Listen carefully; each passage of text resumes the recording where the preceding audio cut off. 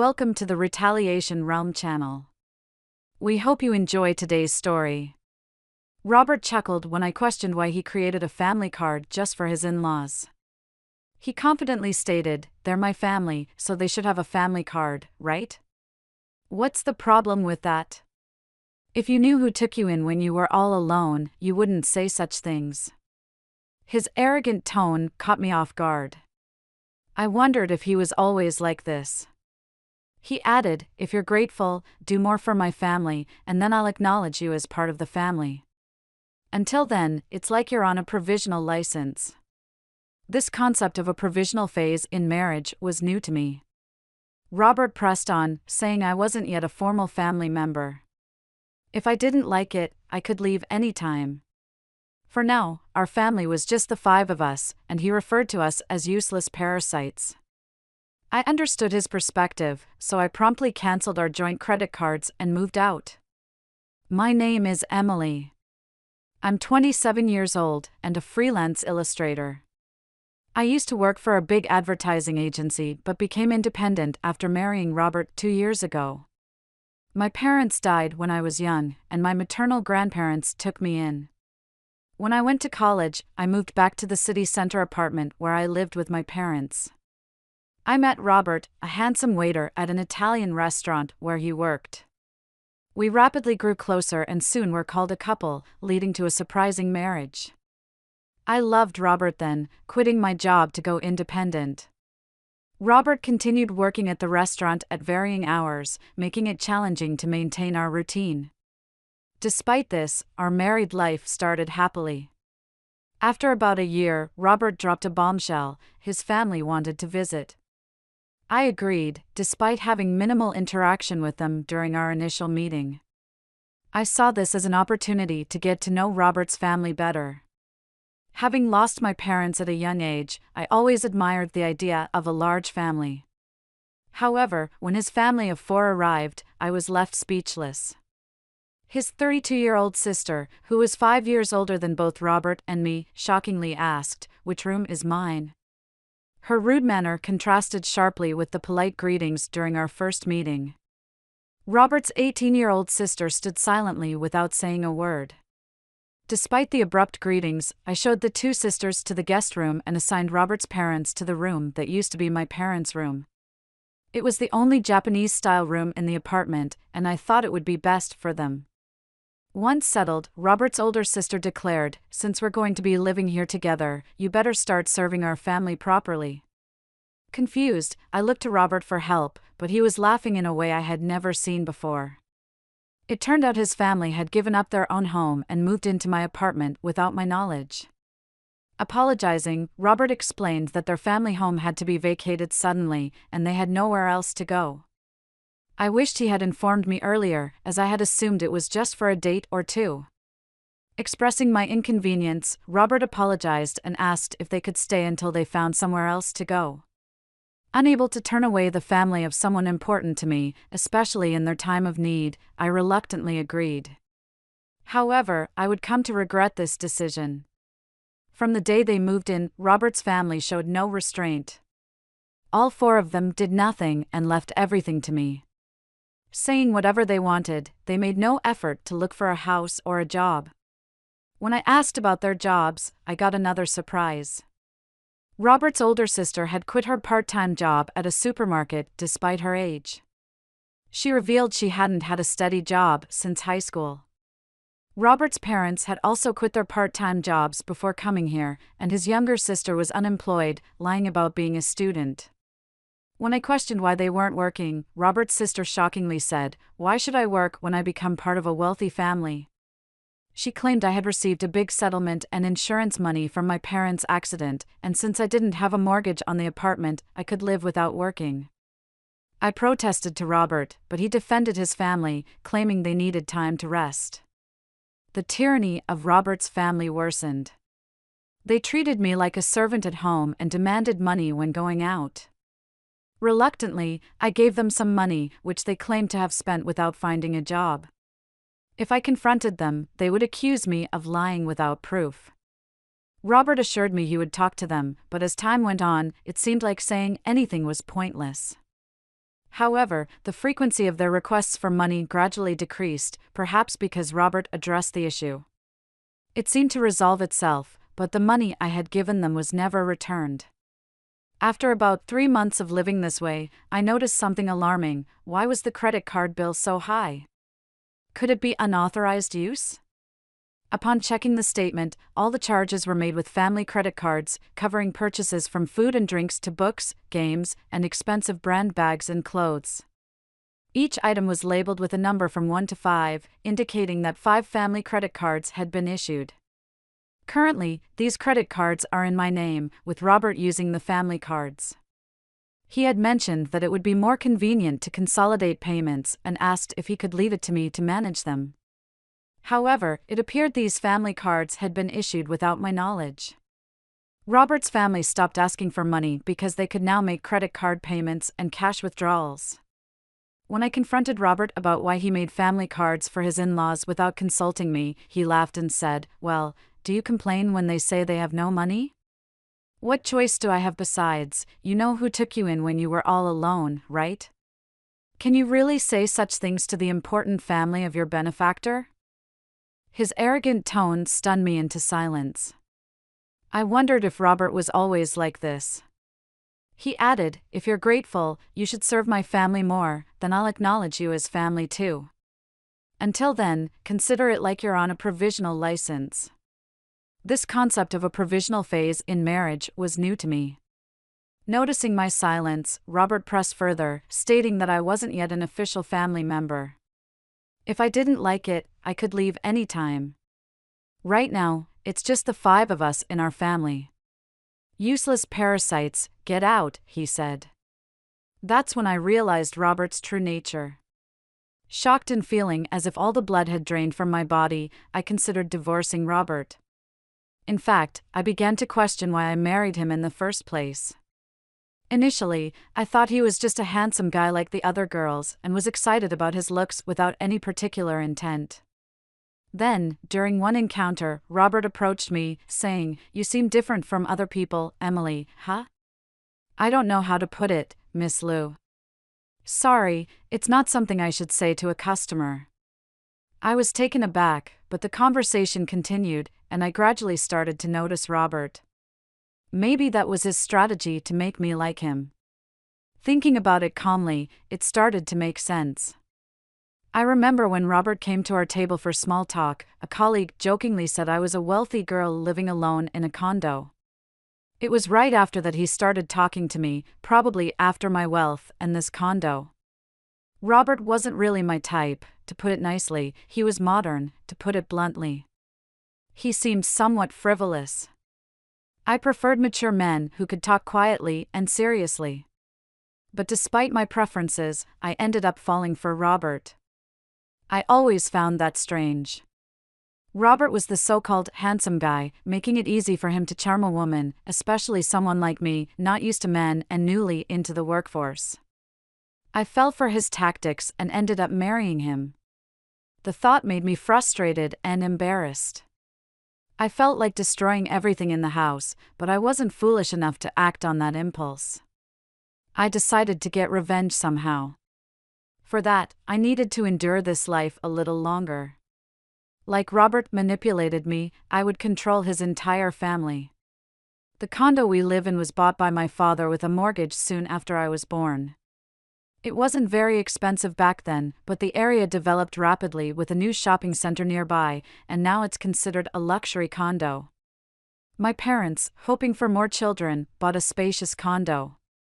That's why there's enough room, even with Robert's family moving in. But even with its decent size, having Robert's family around is a nuisance for me, especially while working from home. I'm enduring this only for the sake of revenge. As Robert's sister said, there's no mortgage payment for this condo. When I was 3, both of my parents passed away in a car accident. They died on their way back from my paternal grandfather's funeral, colliding with a speeding car on the freeway. That day, I was supposed to go with them, but I had caught the flu and had a high fever. My maternal grandparents came to the condo where we lived with my parents to take care of me, leaving me as the only survivor. The mortgage payments were covered by the group credit life insurance, so the only housing costs I pay are the management fees and property taxes. Robert, seeing the amount, said he would contribute a bit more than that to our household expenses. There's no mortgage, so if I put in that much, we should manage Emily's income, right? We'll each use our own earnings for personal expenses. Sounds good, doesn't it? I agreed, thinking maybe he was right. Until then, I had been paying for everything by myself, so I thought his contribution would lighten my load. Looking back, it was foolish, but at the time, I was blinded by my love for Robert and just went along with it. Despite whatever Robert may believe, he probably thinks he's the head of the household and the one supporting me. In reality, it's quite different. I cover most of the expenses, including utilities, food, social expenses, and entertainment. Now, with 5 additional real parasites added to my household, managing with just that amount became impossible. I wanted to get rid of them as soon as possible, but I pretended not to notice and endured it. I gritted my teeth and allowed Robert's family to shop freely, reminding myself that I'd be the one laughing in the end to get through these tough times. Then, 3 months after deciding to divorce, the day to act finally came. I'm tired. Please decide. It's either me or your family, I told Robert, presenting him with a final decision.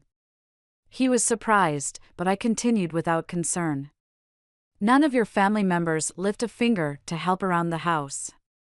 They just dump all their chores on me. You know I work from home. I'm not just playing around. Yet they treat me like a freeloader and tell me to know my place since you're supporting me. I've had enough, I cried as I confronted Robert. He looked at me, smirked, and said, "Then you should leave. Didn't I tell you before you're not really a part of this family yet? Giving up like this means you didn't earn your place in the family." I pretended to be shocked as I looked at Robert. What are you surprised about? If you can't live with my family, then you're the one who has to leave. Oh, and since I'm not at fault, I'll take this apartment as alimony, and I'll take half of your savings as part of the property division. Ah, so that was his aim all along. That's why his whole family kept harassing me, trying to drive me out. I knew it, but hearing it outright was still a shock. It was someone I once loved and even married that thanks to this. I've made up my mind, I said firmly, deciding to divorce Robert. But this condo is mine, and I'm not at fault either. What did you say the reason for the divorce is? You allowing your family to live with us without consulting me, and your family ignoring me, I firmly told Robert. He seemed shocked that I outright rejected his proposal, not expecting such a response. It made sense, as I had always complied with his demands since our marriage. Thinking back on it made me angry. I don't want to spend another second with you all, so I'll leave now. But you should also prepare to leave. It's a joke, right? This is our home. We won't leave. Ever heard of residential rights? You can't just force people out who live here. Robert shouted. Ignoring his ranting, I left the house and went to my grandparents' place. I explained everything and asked if I could stay until things were settled. My grandparents were shocked to learn what I had gone through and scolded me for not consulting them earlier, tears in their eyes. I said, "Grandma, Grandpa, I'm sorry for worrying you, but I'll be okay now." I might look frail, but I'm not really, I forced out a laugh, tears in my eyes. The day after I left the apartment, Robert contacted me right away. "Hey, what's this all about? What are you referring to, the certified mail?" I was impressed by the quick work. I had left the divorce proceedings to a lawyer, and when I told them yesterday that I was leaving the house, they arranged for everything to be delivered today. I'm not paying any alimony, and I'm not leaving the condo, just so you know, Robert declared. But legally, you have an obligation to pay, and you don't have the right to continue living in that apartment, I responded. What are you talking about? That apartment is mine too since we're married. If you insist, then pay me half its value to buy me out, I said. Such an absurd claim. Talking like this is getting us nowhere. Please communicate through my lawyer from now on, I said, ending the call.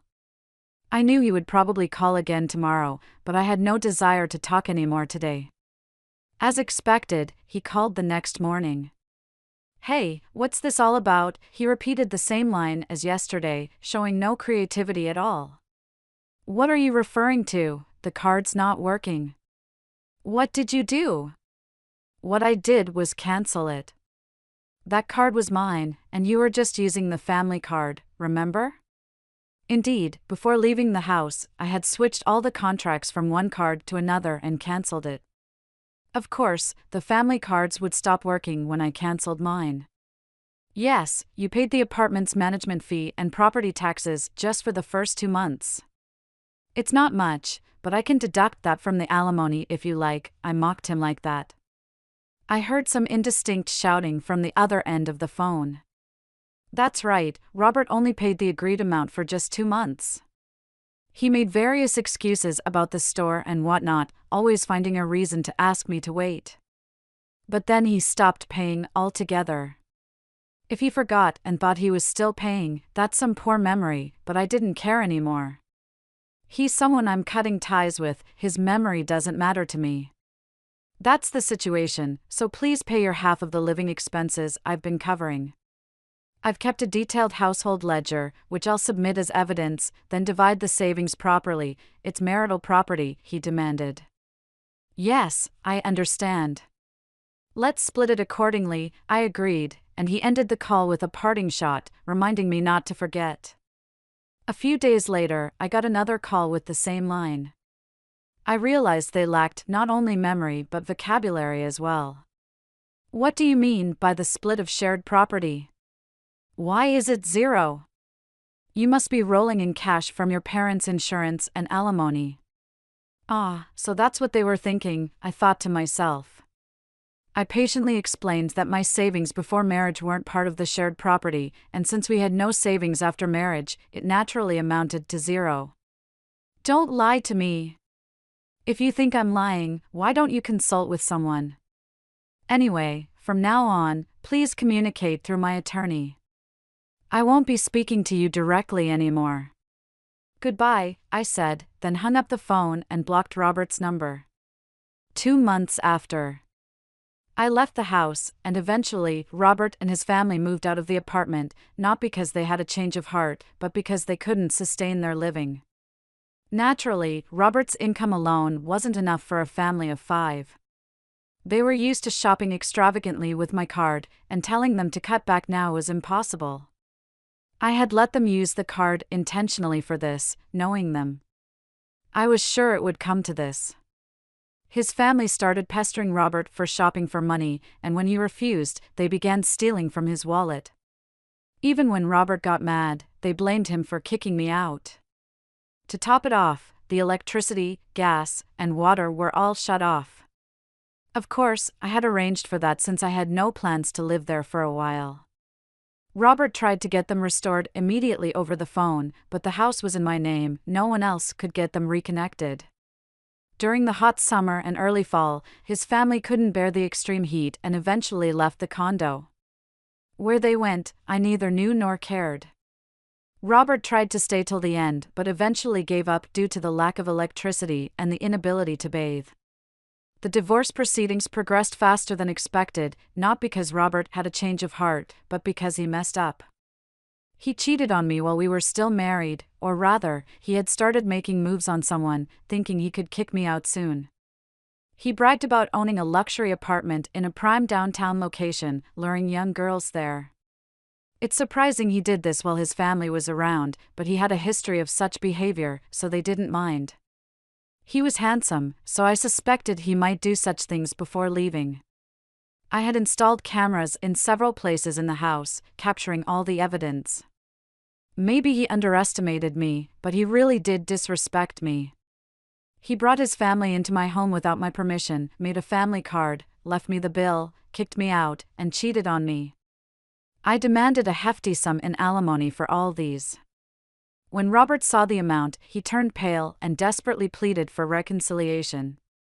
But I had no such intentions. Knowing he couldn't pay, I made him borrow as much as possible from his company and took whatever I could get. When I threatened to sue him for fraud over the family card, he reluctantly agreed to my terms. Well, I hope he does his best to pay off his debt. The divorce is finalized, and I'm still staying at my grandparents' place. I haven't decided what to do with the apartment yet. I treasured it because my parents left it to me, but since they passed away when I was very young and I have no memories of them, plus all this has happened, I think they'd understand if I let it go. My work as an illustrator is picking up.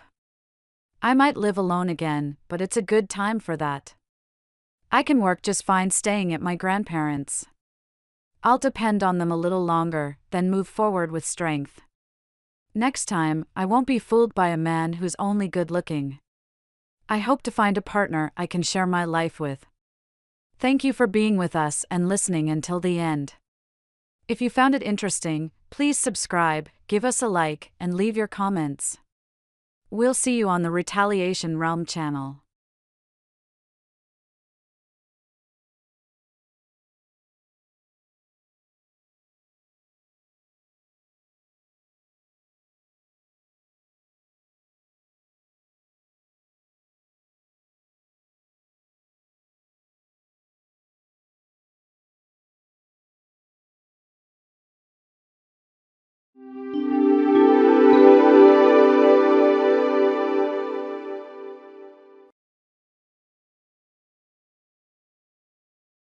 I'll be happy enough for both of us, said my sister, who stole John from me. She sent me an invitation to her wedding with Peter, trying to show off. But Mom and I will go, I said. We'll show her a real spectacle. Normally, my parents are kind and rarely angry, but it seems they've had enough of my sister's wrongdoing. Attending the wedding with a fearsome smile, the ceremony turned into a nightmare, not a celebration. My name is Grace Turner. I'm 24 years old, I work as an illustrator, and I'm newly married, not even a year into my marriage. My relationship with my husband, Peter, was strong. We met through a friend and didn't take long to start dating. He proposed at a restaurant with a beautiful night view. Our wedding was blessed by family and friends, a ceremony filled with smiles. One day, as I was about to send John off to work, I noticed he left his smartphone in the living room and brought it to him. Peter, you forgot your phone, I said, handing it over. He took it, slightly panicked. Thanks, that helps. See you later, he said as he rushed out. I felt something was off about his haste. That was the beginning. After that, John started to carry his smartphone with him at all times, even at home. Suspicious, but I couldn't believe John would cheat, right? We've been getting along well without any major issues, so I reassured myself that everything would be fine. However, my trust was soon shattered. After finishing hanging the laundry, I returned to the living room and noticed a notification on my phone. It was an email from an unknown account. Hey, long time no see. How have you been? It seemed like someone I knew, but I've heard of scams pretending to be acquaintances, so I decided to ignore it. If it was important, they'd call, I thought. Hey, don't ignore me. I can see you've read it. Ignoring your sister, that's just like you, always so mean, the message read. The moment I closed my phone, it rang. The message was from the same unknown account, calling me sister. Indeed, I have a sister named Sally, but she's a troublemaker in many ways. For example, she has financial issues. Sally often borrowed money from friends for various reasons and then cut off contact without repaying them, leading to my parents and me frequently facing the backlash. However, because she was their daughter, my parents ended up repaying her debts. Next, there were complaint issues. Sally would immediately lodge complaints over the smallest inconveniences. Her manner of complaining was terrible. She would hurl abuse and even force those who came to apologize to kneel, making her an extremely problematic customer. Then, there were issues with men. Sally loves men, particularly those who were taken. She didn't care if it was a friend or a family member. If she set her sights on a man, she'd pursue him. Indeed, this caused friction with friends, and the fallout often landed on my and my parents' doorstep. It's because of her behavior that I wanted nothing to do with Sally, and we had been out of touch since she left home. But there was the word sister in the smartphone message. If it was her, I had a bad feeling and hesitated to reply. Deciding to leave it be, whether it was Sally or some imposter claiming to be my sister, I wanted no part of it. However, my phone kept pinging annoyingly until I decided to open it to block the sender. What I found was shocking. Ignore me all you want, but John is mine now, so hurry up and divorce him, okay? Thanks for finding such a great catch for me. From today, John won't be returning to you. So I'll send over the divorce papers. Make sure to file them quickly, the message read, accompanied by a photo of Peter and Sally together. I didn't need confirmation to know it was true. My hands trembled as I sat down, overwhelmed by shock to the point of feeling faint. Following Sally's words, John never returned home, and all I received were the filled-out divorce papers. Attempts to contact John were met with complete silence. Suddenly stripped of my happiness, I was overwhelmed with sadness and anger and became emotionally unstable. Why, Peter? I spent days in tears. After a few days of calming down, I decided to contact Sally. What's your intention? Let me talk to Peter. You've been ignoring me all this time and now you contact me without even a hello or apology. What's your intention? Excuse me, you're the one who should be apologizing. Just send Peter back here. For now. No way. He doesn't want to come back. He says he loves me far more than he ever loved you. And why should I apologize? It's your fault for not being able to keep him. No matter what I said, it just didn't get through. I was already in a terrible mental state, too tired to worry or think anymore. Enough. Finally realized it was hopeless. Clinging on will only make you more disliked. You know, if you're going to resent someone, resent your lack of charm, loser. After this exchange, I closed my phone. I was done dealing with Sally and had lost all affection for John, who had chosen her. Before I knew it, I had signed the divorce papers, and just like that, my once happy marriage came to an end. My life became a mess after that. Perhaps due to the severe mental damage, I struggled to eat, feeling more exhausted than usual.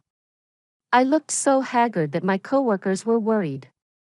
And though I tried to assure them with a smile, it seemed my body and mind were reaching their limits. Eventually, I collapsed at work, waking up in the emergency room. I found my parents and a close coworker by my side. Hannah, can you recognize me? Hannah? Hearing their voices brought me back to full consciousness.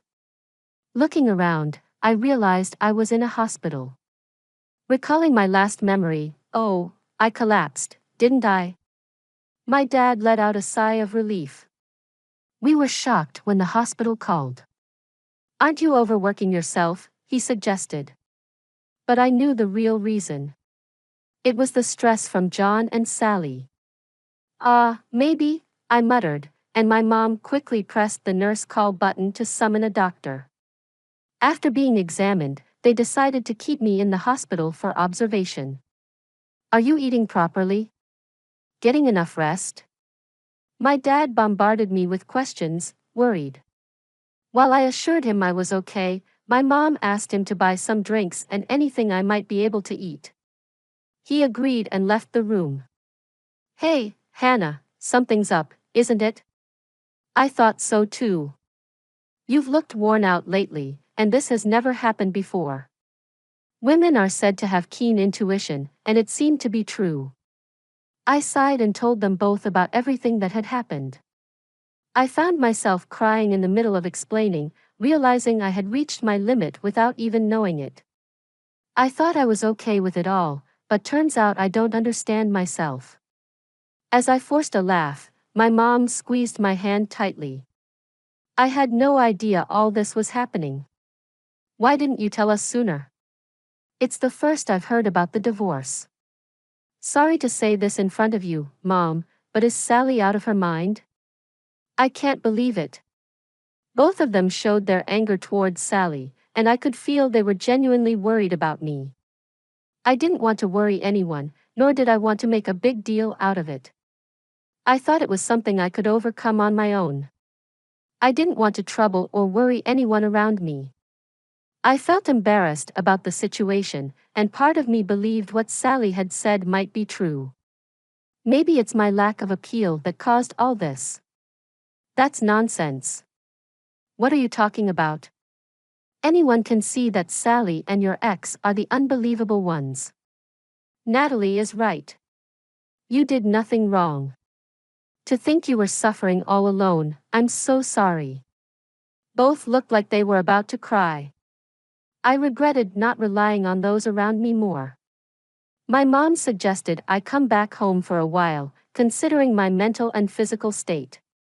And after the doctor also recommended rest, Natalie took care of the paperwork at work with my medical certificate. When my dad returned with drinks and heard about me resting at home, he immediately said I should come back later.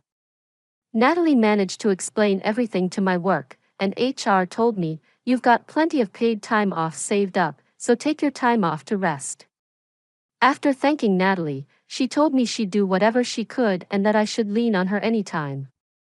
Over the next few days, I stayed at my parents' house.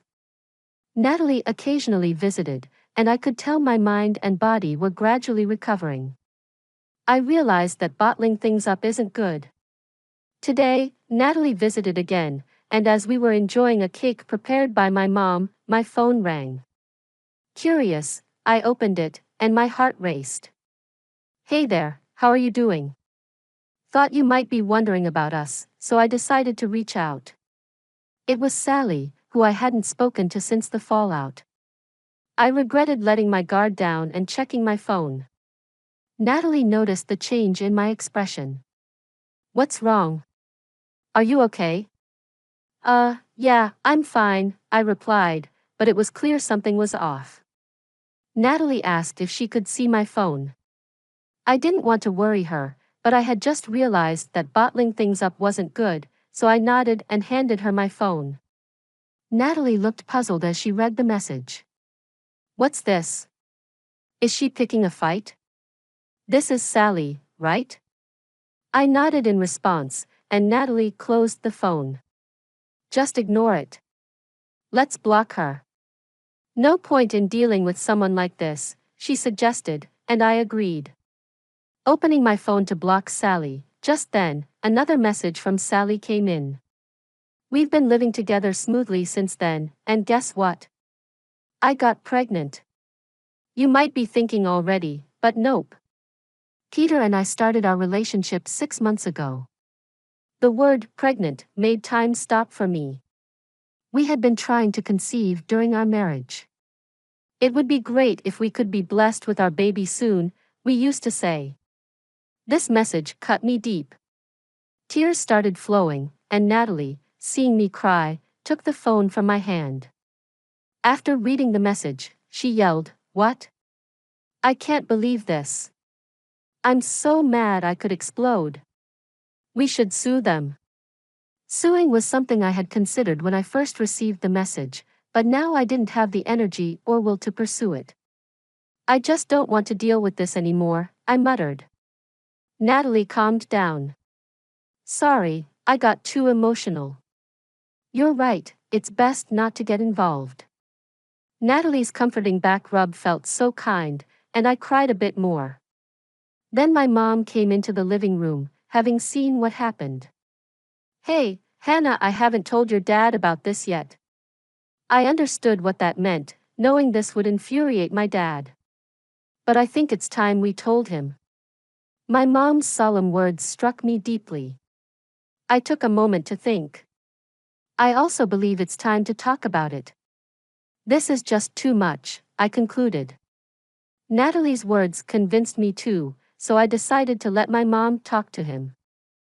My mom said she would talk about it, so I decided to leave it to her. After Natalie went home and it got dark, my dad returned from work. Wow, smells good in here today too. What's for dinner, Dad? Welcome home. I'm back.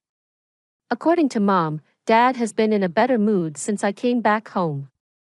Dad's usually not one to be in a bad mood, but he seems happy every day. And Mom told me how glad she was that I came back. Those words made me genuinely happy, and grateful to have a place where I feel at peace.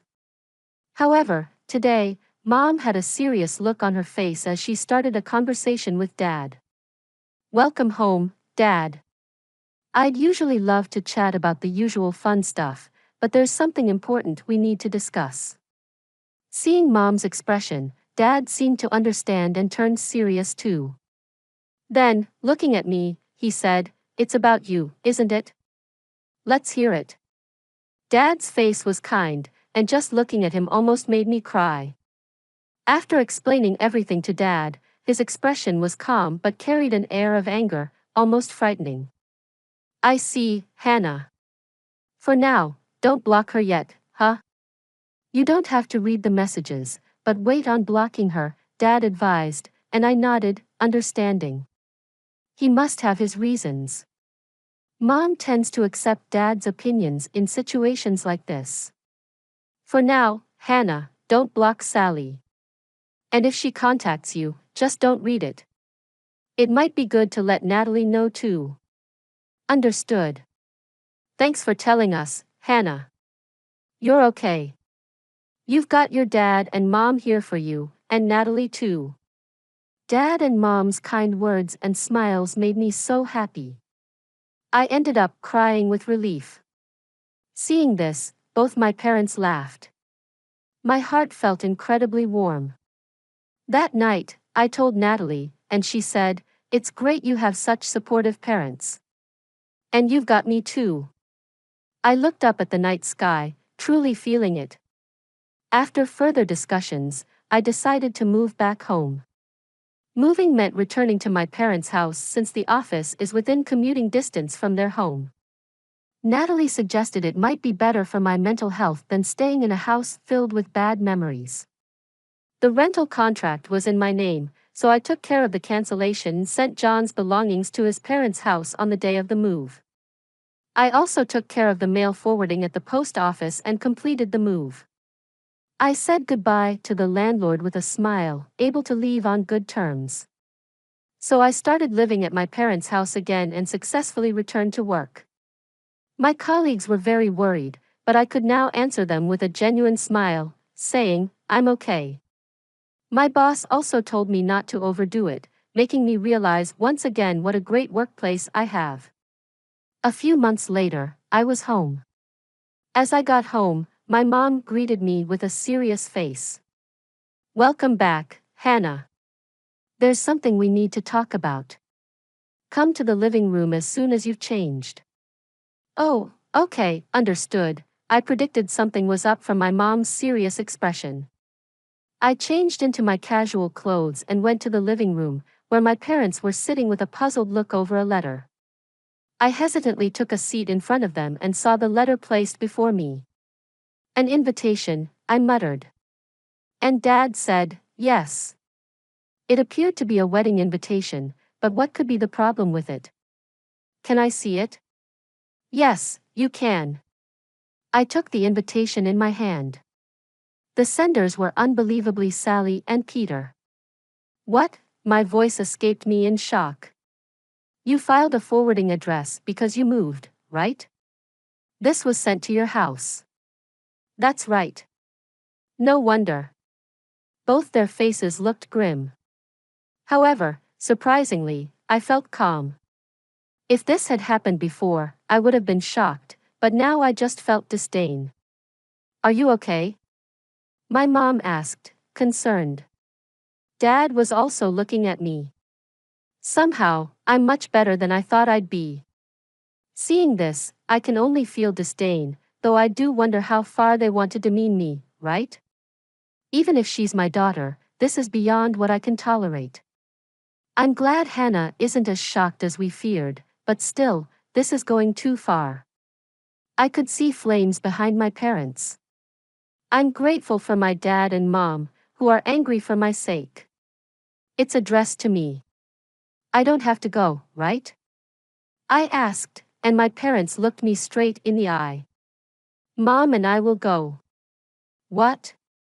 We'll show them what hell looks like. What? Seeing my usually gentle parents this angry was a first for me, and it made me uneasy. But this is addressed to me. Well, we are the parents of the bride. It would be rude not to attend, right? Exactly. Our daughter's wedding. Looking forward to it. Yes? My parents exchanged smiles. I could only give a wry smile when I told Natalie about it. She didn't seem surprised at all. Aren't your parents right? If you're related to the bride and groom, you have to attend. But wow, a wedding, huh? Itchem. I could tell she was smirking, even over the phone. Everyone around me is strong, but they're also scary when angered. On the day of the wedding, are you going? Are you sure? Watching my parents prepare to attend the wedding, I asked anxiously. Why worry? There's nothing to be concerned about, my mom said with a smile, but her eyes weren't smiling, which made me nervous. Dad had a similar reaction, dismissing my worries as they continued their preparations. I hope it's okay, I mumbled, ignoring my concerns. The sound of a car arriving could be heard. I went to check if they had called a taxi, only to find a familiar car parked outside, and who should get out but Natalie. Natalie? What are you doing here? I blurted out as I opened the door, seeing her dressed in a party dress, looking glamorous. Good morning. Are your dad and mom ready? No answer to my question. What? I'm attending the wedding too. What? I was shocked by Natalie's statement. When my parents came out of the house when I asked them what was going on, it turned out that one of Peter's relatives was a friend of Natalie's, and after learning about the situation, she was invited to attend as his relative's girlfriend. My parents didn't object, instead, they seemed enthusiastic about going together. As I wondered what they were thinking, Natalie said, I can't just stay quiet after what happened to Hannah. You understand, right? Though I was anxious, I agreed. Then my parents and Natalie left for the venue in the same car. I thought maybe I should go too, but Natalie seemed to read my mind and said, if you want to see, I can show you through a video call. I decided to stay home and rely on them. Curiosity got the better of me, so I contacted Natalie for a video call. Upon arriving at the venue, my parents and Natalie went to the reception. Natalie was listed thanks to Peter's relatives' arrangement, but my parents weren't on the guest list since they weren't invited. The receptionist went to confirm their names, and then Sally appeared. Sally was surprised to see my parents and couldn't hide her confusion. Why are you here? Why? We're the parents. It's natural for us to come. There was some mistake, and we didn't receive an invitation, my parents said, which made Sally force a smile. The invitation was meant for Hannah. Yes, we were surprised when Hannah told us. We had no idea about the wedding since Hannah couldn't make it today because of work. We came instead. Sending an invitation to Hannah is fine, but you should have sent one to us too. It wouldn't look good without the bride's parents, right? My dad mentioned the lack of an invitation twice. Although I couldn't see my parents' expressions through the video call Natalie was sharing, I could imagine. Right, yes, I am your daughter after all. Of course, you'd be happy. Sally seemed to genuinely believe my parents came for her sake. I thought she was delusional. Then John appeared. He turned pale at the sight of my parents. Relax, Peter. They came to celebrate with us. They must love me, especially since Hannah is like that, Sally reassured Peter, who seemed relieved and greeted my parents with a smile. John's parents also joined in, and the atmosphere became friendly and warm. Seeing my former in-laws chatting happily, a memory of being fondly cared for by them stings a bit. I wondered if they were only nice to me because I was their son's wife, which was a bit shocking. Maybe it was indeed the right decision not to go, I murmured. Then the scene shifted to the ceremony and then to the reception. At the reception, Sally and Peter made a happy entrance.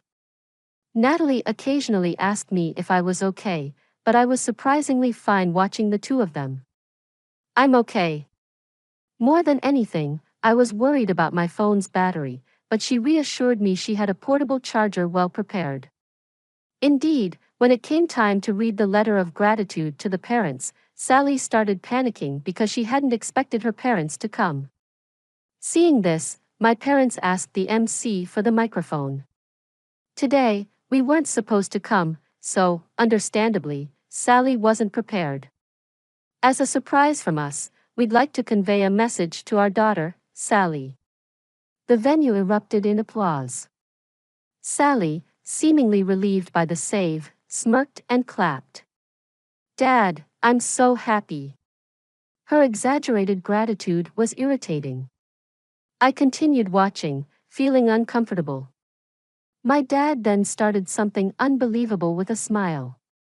Our surprise from us to you is this, he announced, and suddenly the doors of the reception hall opened, revealing several men standing there. They all were looking outraged. I watched the scene, wondering what was going to happen. Sally turned pale at the sight of them. Our Sally is so charming that she has received affection from many men.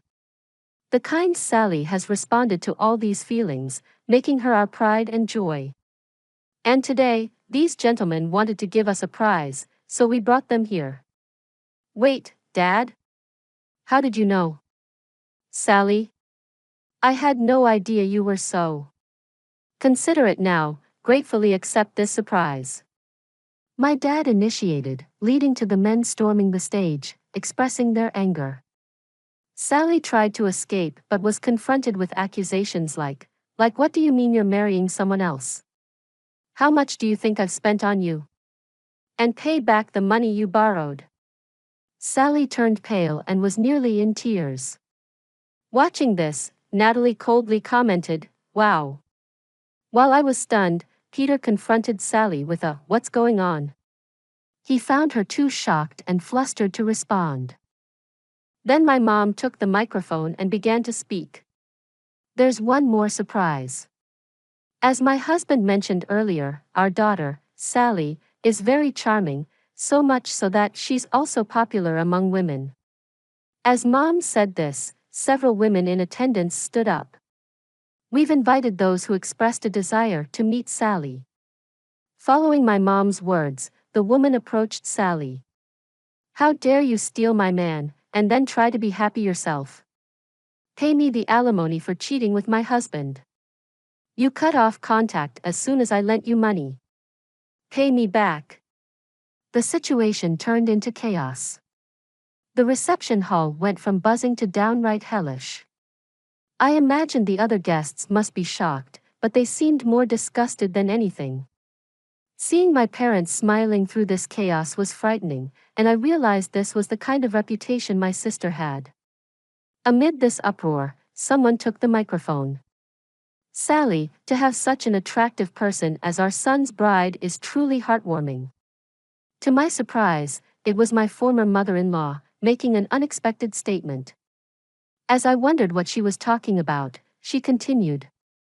It might not compare to the wonderful surprise prepared by Sally's parents, but we also have a surprise for you. John looked shocked by his mother's words. What are you talking about, Mom? Can't you see what's happening? Ignoring John's attempt to calm the situation, my former father-in-law took the microphone. First, we'd like to thank Mr. and Mrs. Sally's parents for such an appropriate surprise. I run a business, and we've decided to remove John from his successor position. This is our surprise for you. What? What? Sally and John were astonished. I had heard during their marriage about John being groomed as a successor. His dad's announcement was shocking. "What are you saying, Dad? You've made your own choices. Cheated by your own will, divorced by your own will, and remarried by your own will. Someone who can make such commendable decisions should start your own business rather than take over mine. Don't decide on your own. You said I was the successor." John's eyes widened in panic. "No, we are serious. You're already splendidly independent. Use that judgment to live your life from now on. Together with the wonderful Sally." Exactly. Having a son who can make such self-centered decisions, I couldn't be prouder. My jaw dropped. My former in-laws seemed to be laughing like my parents, but their eyes weren't smiling. They seemed pretty angry. Natalie was chuckling upon hearing this. Serves them right. I can barely hold back my laughter. "I'm just speechless," I said. And Natalie filled in on what had happened while I was away. My former in-laws had come to apologize. They thought of me as their daughter, and my parents, and they had planned this surprise revenge together. Natalie had been in touch with my parents and had also heard the story from John's relatives, so she knew everything. Hearing this made me tear up, realizing I had so many people on my side. "You're not alone. So many people care about you, Hannah. How could we stay silent when someone important to us is hurt?" Yeah. I cried and couldn't speak properly, just nodded. "Thank you." When I finally managed to say, "Thank you," I saw my parents and former in-laws smiling kindly at me through the screen. The chaos continued at the venue with the staff trying to intervene in the disastrous situation. Then a man stood up and walked towards the stage. He stood in front of John. Then John collapsed to his knees. Apparently, after being told something by the man returned to his seat. "Hey, what did that man say?" Can't tell from this distance unless he uses a mic. "Maybe I should go ask him directly," Natalie said and moved towards the man with her phone. "Excuse me." As Natalie approached, the man turned around. I was startled. "Uncle?" Yes, it was my dad's brother, my uncle. Natalie showed him the screen, and seeing me, my uncle was surprised and very happy. "Hannah, are you doing all right? I heard about today from your dad. It must have been tough. Thanks for worrying about me, but I'm okay. By the way, what did you say to Peter just now?" That this hotel is run by me, so I told him I'll be claiming damages. The reception hall is a mess because of the bride and groom." Hearing my uncle's words, both Natalie and I understood. That's why Peter turned pale after talking with my uncle for a bit. I felt encouraged again. Trying to see Sally through the camera proved difficult due to the crowd of people surrounding her. This wedding had become anything but a celebration. Looking around, many guests had started to leave. Among them were some of Peter's colleagues I recognized, but even that colleague left the venue with a puzzled expression. I thought to myself, well, that figures. Feeling somewhat relieved, the wedding ended in disaster with Sally and Peter looking pale and exhausted at the end. "And now the bride and groom will exit," the MC announced. But by then, almost all the attendees had left, and the only ones clapping were our parents, former in-laws, Natalie, and some of John's relatives. When my parents returned home, I went out to greet them, and surprisingly, Natalie and Peter's parents were with them. I was a bit shocked but bowed to my former in-laws. "I'm sorry for not being in touch. I regret that our marriage ended this way, despite your kindness." I had been feeling guilty for not apologizing to my former in-laws after the divorce, so I took this opportunity. My former in-laws, with tears in their eyes, placed their hands on my shoulders. "We should be the ones apologizing," they said. But I insisted it was unnecessary and thanked them for their care during the marriage.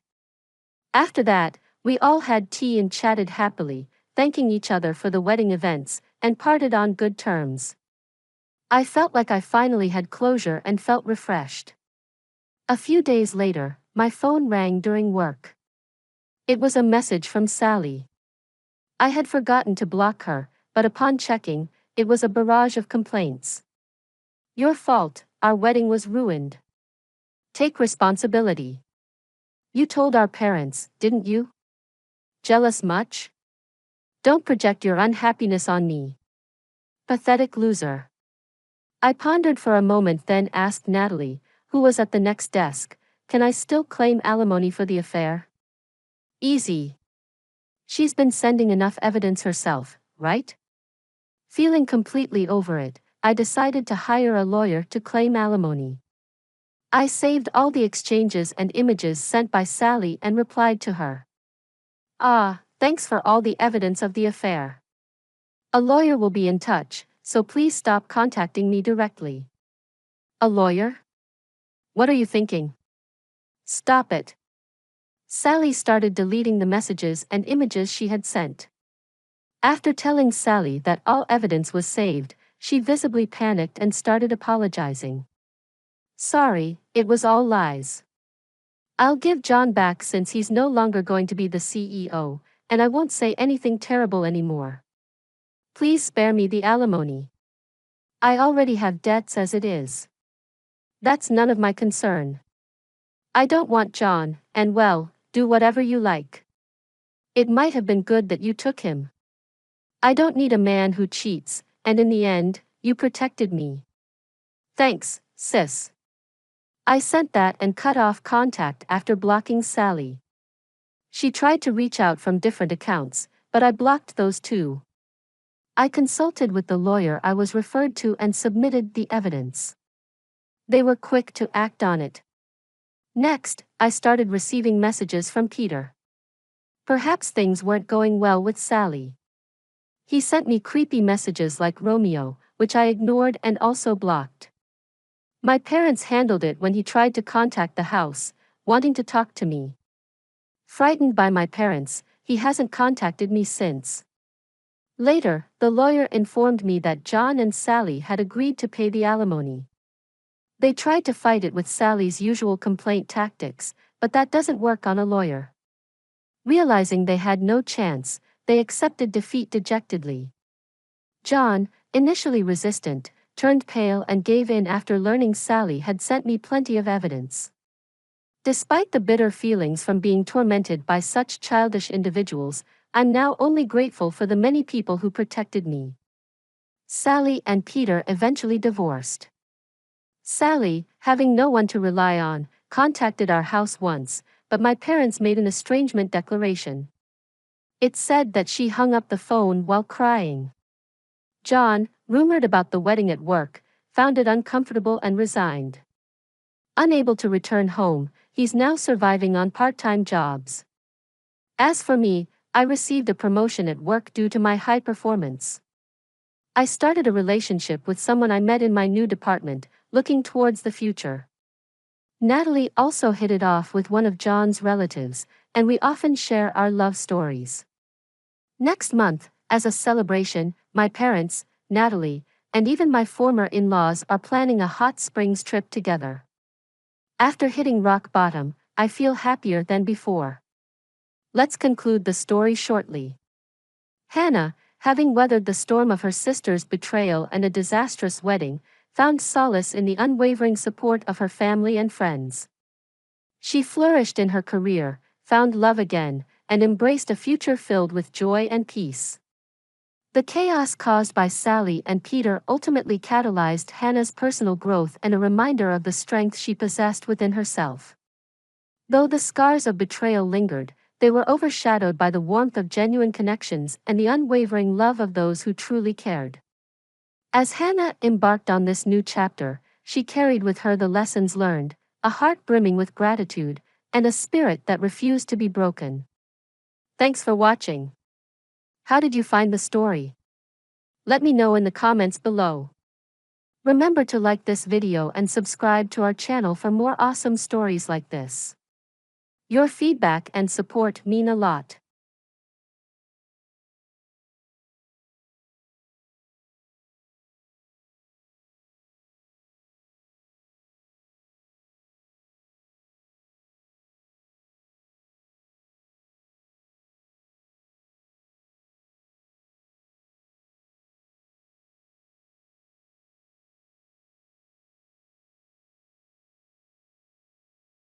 I'm Kelly Watson. In the beginning, my marriage was great. We lived in a fancy apartment in New York with a fantastic view. My husband, Tom, seemed perfect.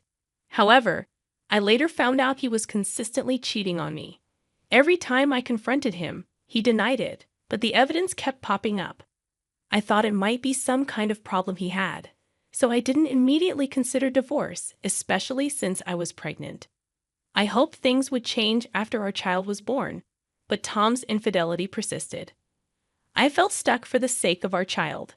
I convinced myself it was his illness, and I should endure it.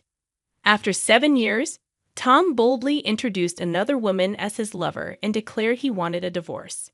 It hit me harder than before because I had convinced myself his previous affairs were just flings. I tried to reason with him, bringing up our child, but he insisted on the divorce. He claimed our child was his but didn't seem to care much. Eventually, I received the divorce papers, thinking it was the end. I continued living in the apartment with my child. Then, unexpectedly, I got a message from Tom's lover, Mirabelle. She told me to leave the high-rise apartment because it was meant for her and Tom. She insulted me, calling me a single, broke mother who should find a more suitable place to live. She gave me a month to move out.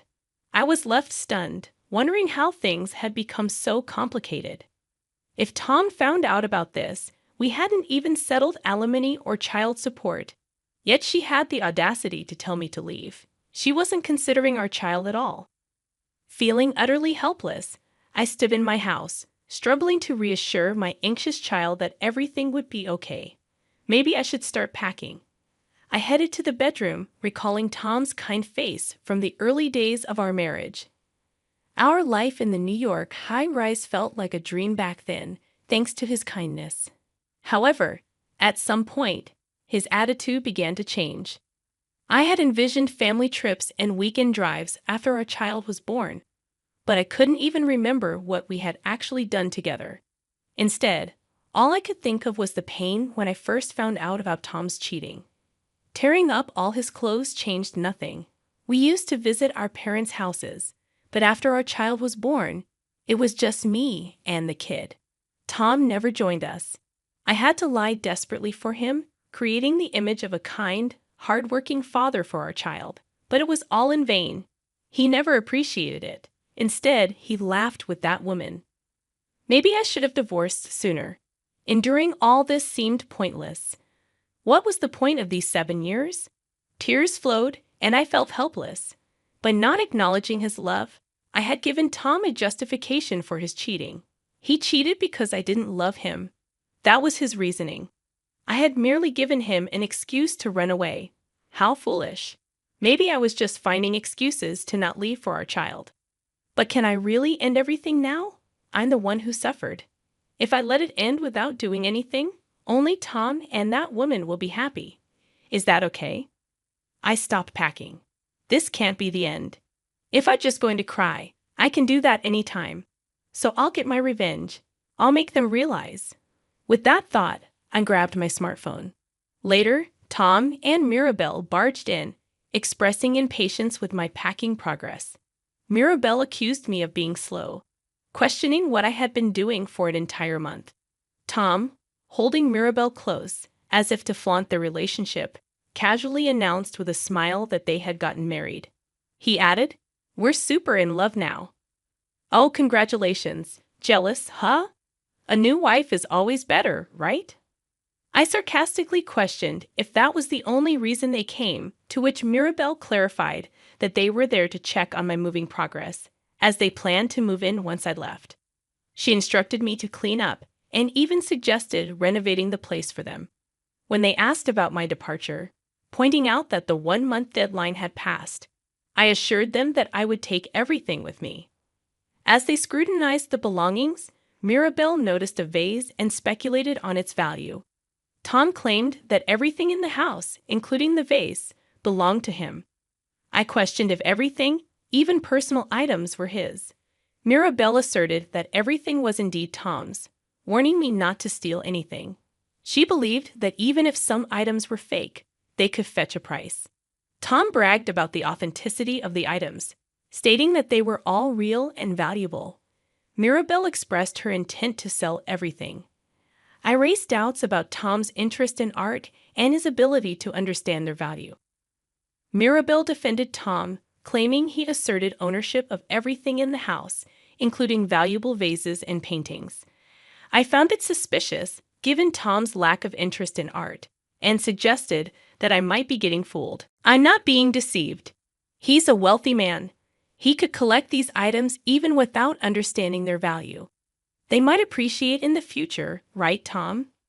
Tom awkwardly agreed, affirming his wealth. I had no idea. You divorced a wealthy man. Divorce was a mistake for you. Really? You divorced him. And now you're poor. Did he really have money? Of course, that's why we could live in this high-rise. I'm married to a wealthy man now. So for this past month, he's been letting you live in luxury. Well, we just divorced, so there's no money yet. But things will go back to normal soon. Why no money after the divorce? I haven't even received alimony or child support yet. Well, maybe there's some cash tied up elsewhere. Optimistic, aren't you? What about his job? What does your wealthy husband do? He must be really busy, right? He's taking time off for our new home. Off work for a new home? How interesting. He's kind because he wouldn't let me move alone, so he took time off. Moving could be done by professionals, but you choose to do it yourselves. Tough, isn't it? That's no, Mirabelle. It's important to handle important things ourselves, whether small or big. We believe in doing it ourselves. Yet when it was my turn, everything was left to professionals. And moving doesn't take a month. Why not just work? You don't need to worry about us. He knows what he's doing. And you shouldn't interfere with his work. Well, if you think so, that's right. Just because you were dumped, don't meddle. Once you're out, we'll move in and enjoy a comfortable life. We'll see how that goes. Something feels off here, right? Then the doorbell rang. When I checked the intercom, it was the movers I had requested. However, they were wearing suits, clearly not typical movers. As I let them into the house, the man pulled out a calculator and started pricing each item. Wait, they aren't movers. Movers don't usually show up in suits, do they? What's going on? Why is he putting tags on the vase? He's an antique and art dealer, here to appraise and possibly buy these items. While he's at it, he's valuing the apartment too. Why are you doing this? Why don't you ask your beloved husband, Tom?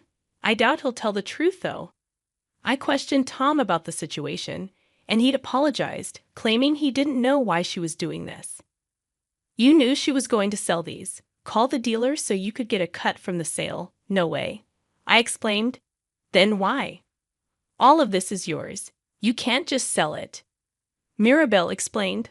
Well, actually, I bought all these things, but I can't keep them all in my new place, so I thought, why not sell them? Oh, I see. Property division, right? You're selling these because you divorced him and want to split the money. I don't want to give you half, but if it's property division, I guess I have to. Tom's wealthy anyway, so even if you get half, it won't bother him. I declared that I had no intention of splitting it, as all the artworks were bought by me before I married Tom, so there was no need for property division. No way, then leave them. This apartment is his. You should leave them here. Mirabelle nervously watched as more tags were placed. I found it amusing, wondering what Tom was thinking, as he remained silent. There'll be nothing left in the house, but they're all mine, so that's how it goes, Mirabelle. We're not losing the high-rise, no need to panic. But don't worry, I'll buy you whatever you want. If you can afford it, why not?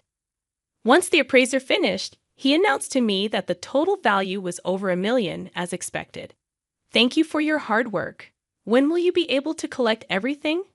He replied that it would be in a day or two and left. In a day or two, these artworks would be gone, and I'd have to leave this apartment too.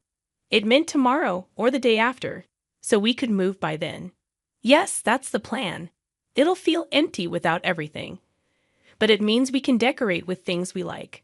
Mirabelle seemed to misunderstand something, and I warned her that if she didn't leave soon, she'd be forced out. Confused, she asked why, and I revealed, I just sold this high-rise. Why isn't this apartment Tom's? Why would you sell it, Tom? Why did you sell it? This apartment is ours. You're both mistaken.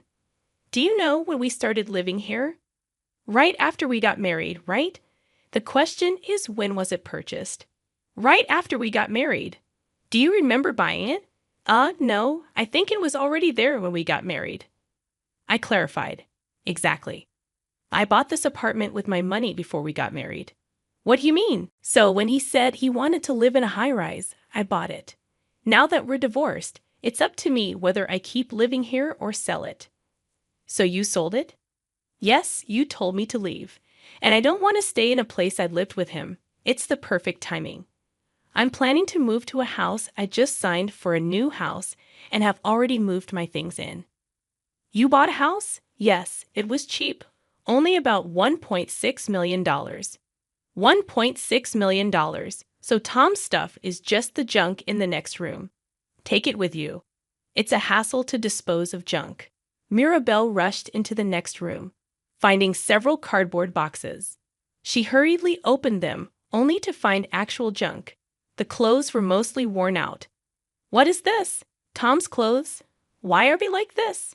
I didn't throw them away because he said not to. A wealthy man wearing these ragged clothes? I wanted to let you keep dreaming until the end, but it seems that's not possible. What do you mean? He's not wealthy at all, just a poor guy. No way, just a pile of garbage. That's harsh. It's not a pile of garbage. These clothes are still wearable. Why? I thought he worked for a major corporation. He said he was the president. He was a temp worker at a big company. No way, a temp worker. Yep, and he got laid off right when you two got married. Why? How do you know this? Even I, his wife, didn't know because I'm the president of that company. I thought I might make him a regular employee if our marriage continued, but he never took his job seriously since he knew I was the boss. So I just kept him as a temp. I knew he couldn't afford a high-rise apartment on a temp salary, but since I have a high income as the president, I thought it was fine. He didn't tell anyone at work that his wife was the boss. It was convenient for both of us, especially since he didn't want people to know I was his wife while he was cheating. So what will happen to Tom now? His contract is over.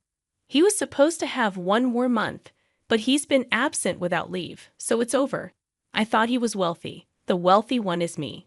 So you were deceiving me? Not really.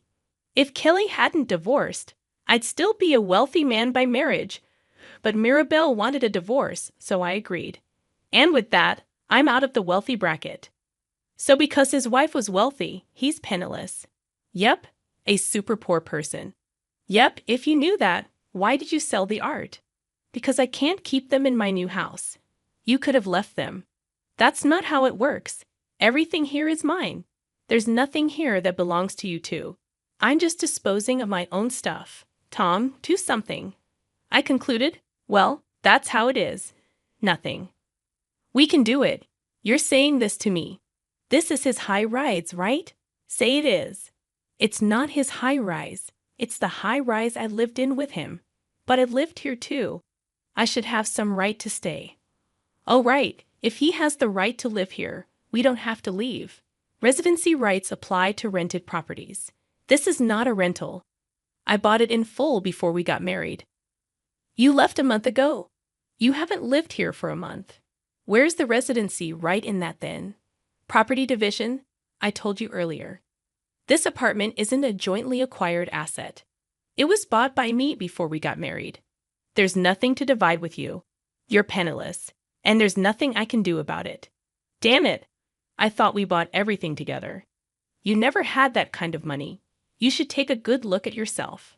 Tom seemed frustrated, trying to get something out of me. But with Tom's meager salary, there was no way he could afford anything, let alone own the apartment. Having faced this reality, the two of them left dejectedly. After a while, Tom contacted me again, asking where I was and admitting that he was out of money. I responded that it's none of his business where I live. "Yeah, but I'm actually out of money." "I know that already. What's your point?" Tom explained that Mirabelle was blaming him for being broke, and his temp job had ended, leaving him unemployed. He asked if I could hire him at my company. I rejected the idea, stating that hiring my ex-husband was absurd. Tom mentioned that Mirabelle suggested it, thinking he'd be paid well as my ex-husband and the CEO of a large corporation. I found it ridiculous and pointed out that both Tom and Mirabelle were out of their minds. Tom pleaded for help, admitting that marrying Mirabelle was a mistake. He complained about not getting an allowance and asked for employment. I refused, stating that if I were to hire someone, it would be someone who actually works. Tom promised to work hard and even offered to write a pledge. I dismissed the idea, stating that even if he wrote a pledge, it wouldn't mean anything coming from him. Tom continued to plead, citing Mirabelle's potential anger if he didn't get a job. I remained firm, asserting that it wasn't my problem, and Tom had chosen his path. Tom expressed regret about his marriage to Mirabelle, revealing that she had a lot of debt and was on the blacklist of payday lenders. Surprised, I questioned why Mirabelle borrowed from such places, and Tom explained that she couldn't borrow from reputable sources as she never paid back. He revealed her intense obsession with money, particularly with keeping vases and paintings. Tom disclosed the significant amount she had borrowed, leading to a snowball effect of accumulating interest by borrowing from one place to pay another. It's quite impressive making snowballs without any snow. This is the worst. What should I do? Well, since she borrowed it, it's not my problem. The responsibility to pay it back is hers. So if I divorce her, I won't be affected. That's unlikely. Why? Why do you think she married you? Because I'm handsome? There are other handsome men out there. She thought you were wealthy. She thought marrying a wealthy man would erase her debts. Turns out you're broke. If she lets you go now, she'll have to pay back everything herself. She won't let you go. That's ridiculous. So that's why she's always talking about money. Maybe so. I'm basically working for her now. Looks like it. This is too much. Well, you made your bed. You betrayed me and our child. Mirabelle probably thought you'd be quiet about her cheating, just like you were with me, but fairy tales don't happen that often. I've been tricked. It's like the fox and the raccoon tricking each other. Fox and raccoon. Yes, both of you were deceiving each other. What if some scary people come to collect the debts? That might happen. You should be prepared for that. No way, Kelly. Please help me. Hire me with a high salary. No way. You're not worth a high salary. You can't do anything. Don't say that. I'll really work hard this time. If not, lend me money for a divorce lawyer. Don't joke. If you want to talk about that, first pay the alimony and child support. Later, Tom, cut off from income, was constantly nagged by Mirabelle to work, but used to a life with me. He despised working. The thought of all his hard-earned money going to Mirabelle's debts made him not want to work, even joking that working would mean losing. They fought every day, but without money, they couldn't live. Tom borrowed money and tried to increase it through gambling, falling into a vicious cycle. Realizing this wasn't working, he finally found a part-time job. However, his naive attitude led to quitting every time a high school senior or an older woman employee scolded him, making no money at all. Meanwhile, Mirabelle racked up more debts, substantial amounts, before Tom even found out about it. She had disappeared without a trace. It turns out that the reason for the debt was to pay off her own debts, and she had borrowed the money under Tom's name. Tom, overwhelmed by the ballooning debt, apparently complained that he wasn't the one who borrowed the money. However, the lenders, being from the more dangerous side of money lending, just yelled at him, saying, "We don't care." And that was the end of it. He had to pay no matter what and came to me begging, but I refused. I haven't seen him since then, and no one knows what became of him. As for me, I got tired of high-rise living and bought a house, now enjoying harvesting in the home garden with my daughter. Seeing her happy face, I feel confident that divorcing was the right decision.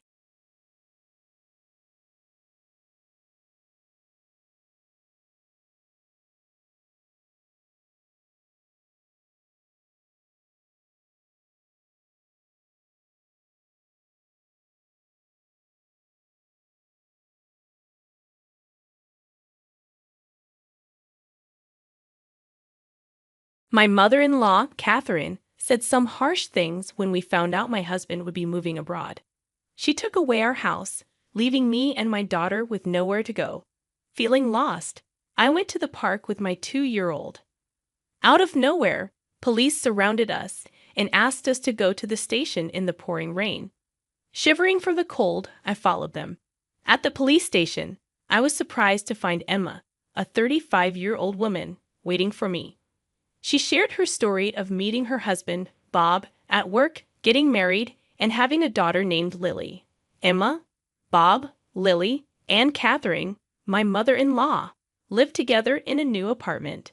They initially rented, but after Catherine's husband passed away and she had knee problems, they bought an apartment for better accessibility. They considered a house but opted for an apartment with an elevator. They made a down payment and took out a 35-year loan. Bob's company doesn't usually transfer employees often, but since we bought our house, they assured us he wouldn't be moved anytime soon. However, he ends up traveling for work almost every week to different states. With a 2-year-old daughter, I get stressed when he's away. Initially, Catherine, my mother-in-law, was helpful, but now she doesn't assist with childcare and even adds to my workload. She leaves dishes around without cleaning them, and even when I ask her to rinse them, she just apologizes without taking action. Interestingly, she rinses the dishes when Bob is around, and I only noticed recently. I used to think it was okay since she occasionally helped, but now I believe she's intentionally making things difficult for me. She also plays games, like asking if I need anything from the store and later saying she actually did. This happens frequently. Despite her knee problems, I wanted to help her, but my willingness to assist is fading. I considered talking to Bob, but I didn't want to stress him more. Catherine's behavior started when we began living together and has continued for years. A friend suggested it might be a form of bullying and advised talking to Bob. However, I feared that involving him could lead to Catherine being placed in a facility since she has no other relatives. I considered enduring it until an event changed my perspective. That day, I had intended to drop off Lily at my parents' place. They adore having Lily over for sleepovers. During our chat, they suggested I stay over sometimes too. Although I'd love to, my concern for leaving Catherine alone held me back. After a brief visit, I decided to head back to the apartment where Catherine was waiting. Upon reaching there, I realized I had left the keys at home. Despite my initial worry, I remembered Catherine was at home, so I rang the intercom. However, there was no response to the room number I dialed. Wondering if she had gone out, I decided to wait outside. 2 hours passed with no sign of Catherine. It was 7 p.m., and darkness had set in. Just then, another resident arrived, and I entered with them. Knowing Catherine rarely went out at night, I was confident she was at home. With that belief, I pressed the intercom button outside our apartment. Though I heard the ding-dong sound, there was still no response. Waiting by the door, I eventually heard a faint sound from inside, confirming Catherine's presence. Despite trying the intercom several times, she refused to come out. Feeling defeated, I spent the night at a nearby motel, planning to return when Bob came back from his business trip. What happened? Out shopping, actually. I explained to Bob that Catherine had locked me out.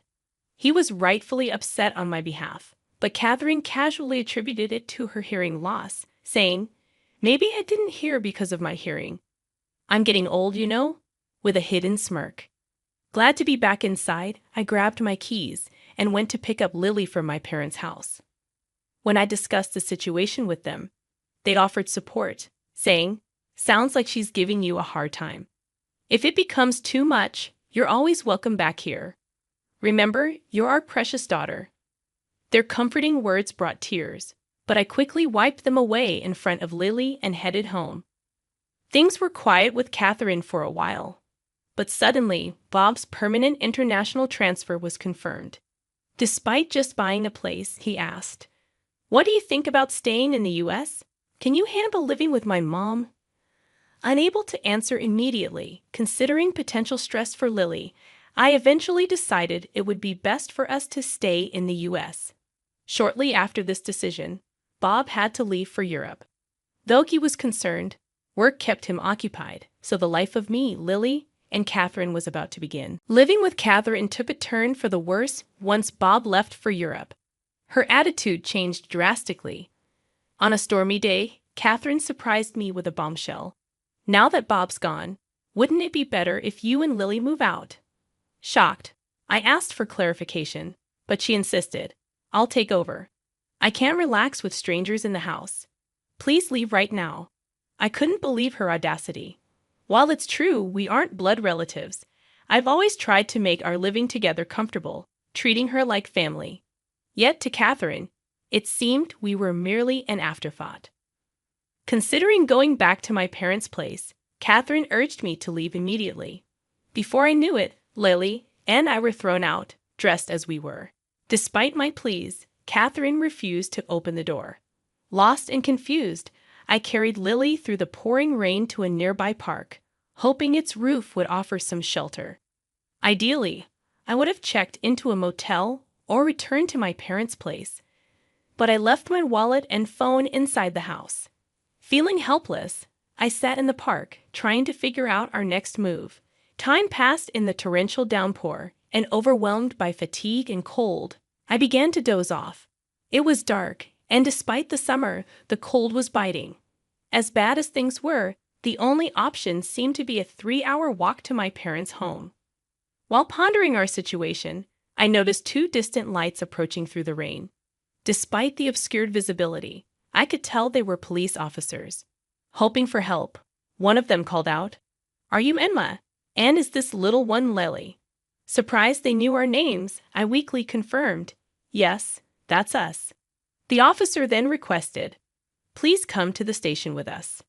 Perplexed, I questioned, "Why the police station?" Unsure if something was wrong, I complied as they urged Lily and me into the patrol car.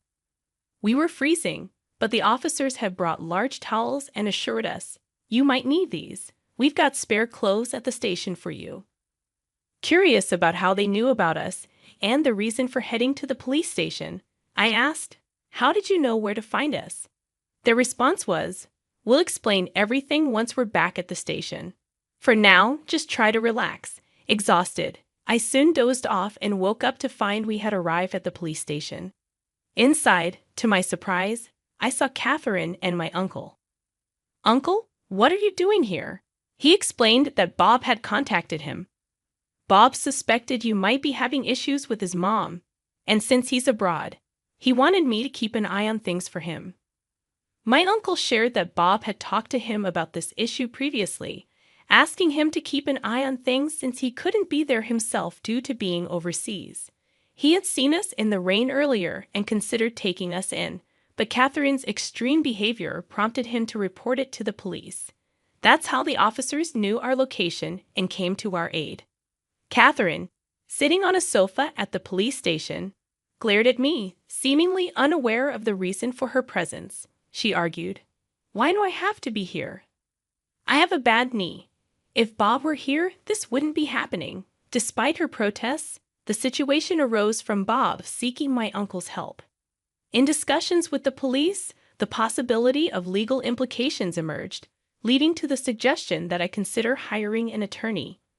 Catherine dismissed it, saying, "An attorney? That's an overreaction. I just locked the door, that's all. I didn't do anything else." My uncle defended us, highlighting the severity of Catherine throwing us out in torrential rain. He asserted that, in fact, I was the rightful owner of the house. Catherine believed Bob was the owner, but she was mistaken. My uncle, running a real estate business, had arranged a great deal on a condo for us, recommended by Bob. The property was put under my name, a decision I had been indifferent about initially but now appreciated. Following my uncle's counsel, I opted to hire a lawyer. The legal expert conveyed that evicting Catherine would pose challenges, suggesting that placing her in a care facility might be the most feasible solution. Upon learning this, I promptly called Bob to provide an update. Bob, caught off guard by the escalation of the issue, expressed his desire to return from Japan for a thorough discussion. He mentioned considering the option of placing Catherine in a facility. Unaware of these developments, Catherine, still at the police station, casually snacked on crackers. Unable to return home with her, I decided to seek refuge at my parents' place until Bob's return. With Bob expected back in a week, I had some time to contemplate our next steps. If Bob didn't stand by me, divorce seemed like the only recourse. Regret lingered, wishing I had sought advice sooner. A week later, Bob returned from Europe, and I moved back home from my parents' place. Due to the urgency of his return, Bob had limited time in Japan before going back to Europe, so we needed to discuss our next steps. I heard some things from Emma's uncle. Is all of that true? Catherine stubbornly denied any wrongdoing, claiming it was all lies and that I was plotting to evict her. Surprisingly, Bob, who should have supported me, seemed inclined to consider Catherine's perspective. Do you have any evidence to prove Emma's plotting something? He asked Catherine. Evidence? Of course not, she replied. Bob then turned to me, asking if I had any evidence. Being busy with work, I hadn't been able to keep a close eye on things, but I handed Bob a voice recorder I had with me. What's this? When Bob played it, he heard recordings of Catherine not only evicting me, but also frequently berating me, calling me a worthless wife. In response, Catherine quickly defended herself, claiming it was taken out of context. Despite Catherine's attempt to downplay her actions, a barrage of recorded verbal abuses played from the voice recorder, revealing numerous instances, some of which weren't even captured. Bob's hand, holding the voice recorder, trembled with tension and anger. Catherine, looking guilt-ridden, claimed, "Everyone has their moments, right? I was just frustrated at that time, but it was just this once." However, the evidence spoke volumes. When Bob questioned her, she remained silent, and as he asserted the need to protect me and Lily, Catherine, probably witnessing this side of Bob for the first time, appeared frightened and speechless. Discussions continued until Bob's return to Europe. I made it clear that I couldn't continue living with Catherine, especially with Lily in the picture, and Bob seemed to share my sentiment, leaning towards placing Catherine in a care facility. However, Catherine strongly opposed the idea, complicating the discussions. Despite her resistance, I decided to sell the house. You can't stay here anymore. If you don't want the facility, you'll need to find another place. Catherine resisted, refusing to allow the sale of the house, but it was a tough decision to accommodate. Lily and I had resolved to move to Europe, a choice influenced by Bob's regret for not being more present for his family. Though hesitant about living abroad, knowing Bob would be with us provided reassurance. Additionally, Lily, being only 2 years old, would benefit from practicing her communication skills in Europe. Therefore, selling the condo, which still had a mortgage, became the only viable option. Leaving it as it was meant Catherine would have to cover the mortgage, an unrealistic expectation given her fixed income. Considering her future needs, someone should be available to assist her. Despite our efforts, Catherine staunchly refused to move into a facility. Consequently, we had to take the step of placing her there against her will. "I'm sorry, but I've got to head back to Europe. Could you handle any required procedures here?" Bob inquired before his departure. With assistance from those around me, I successfully completed the necessary steps for Catherine's admission into the facility. The facility staff kept me informed about her condition, and unfortunately, she wasn't faring well. It would have been different if she were just feeling down, but it appeared she was causing trouble for others in the facility. Before leaving for Europe, I visited her to check on her well-being. However, she lashed out, exclaiming, "What's the big idea? Why have you locked me up in this place?" Her frustrations extended to the staff, complaining about the food, discomfort of the beds, and snide remarks from other residents. When I apologized to the staff, they were understanding. "It's all good," one of them reassured me. "We encounter this behavior often. Leave it to us. We'll keep you updated, and if anything arises, we'll give you a call, so don't worry." Despite enduring harassment from Catherine during our time living together, I couldn't shake off my worries as I headed to Europe. Upon reaching Paris, Bob greeted me at the airport, and we made our way to the apartment we had rented. While it's true that rents in Paris are often higher than in Texas, Bob's housing allowance from the company proved fortunate, allowing us to find a spacious and affordable place. Our neighbors in the building have been incredibly friendly and kind, even though my French isn't fluent. Just yesterday, a neighbor shared wine and cheese, and I reciprocated with some mac and cheese. Meanwhile, I'm gradually learning French alongside my daughter Lily, recognizing the limitations of self-study. I've also enrolled in a language school, where I've made friends with fellow Americans new to France. Life in Paris is truly enjoyable. Back in the States, my constant concern for Catherine often hindered my enjoyment during outings with friends. However, here in Paris, I can savor leisurely lunches without such worries. The only current concern is Lily, who is still too young for kindergarten. Typically, children here start kindergarten at 5, so I hope Lily picks up enough French by then. Thankfully, she seems to be catching on quickly. Once Lily starts preschool, I'm contemplating getting a job. Although Bob is okay with me staying at home, the experience of living in Paris has sparked a desire to explore more opportunities. Making friends with a waitress at a nearby cafe, I learned there might be a job opportunity there. The cafe is not only popular among the American community, but many customers are also learning English. While challenges may arise, our communication has improved since coming to France. I feel more confident expressing my feelings, and no matter what lies ahead, I believe we'll face it as a family. Right now, I'm experiencing a level of happiness I've never felt before.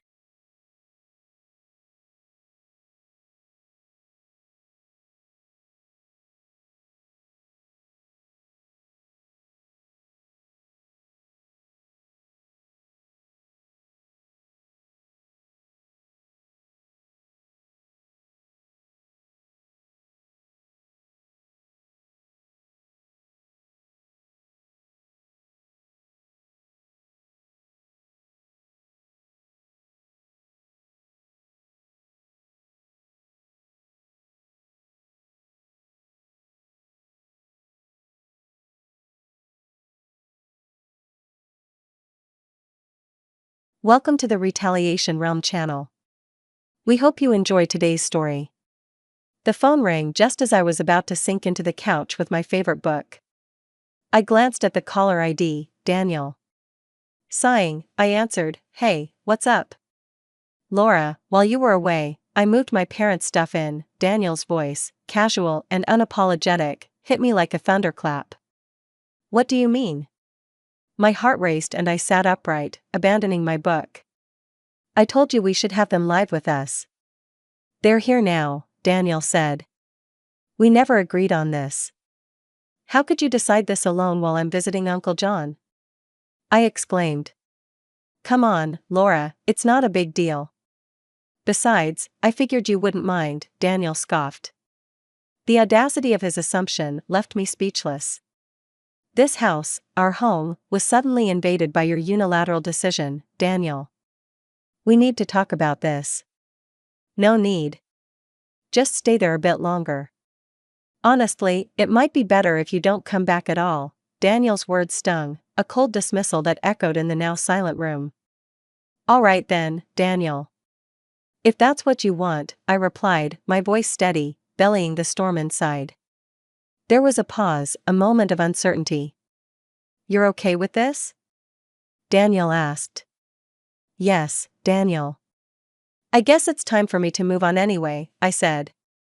The call ended abruptly, leaving me alone with my thoughts. For a moment, I let the hurt wash over me, the pain of being so easily discarded. But then, a flicker of resolve sparked within me. I remembered the plan Uncle John and I had discussed, a contingency for just such a betrayal.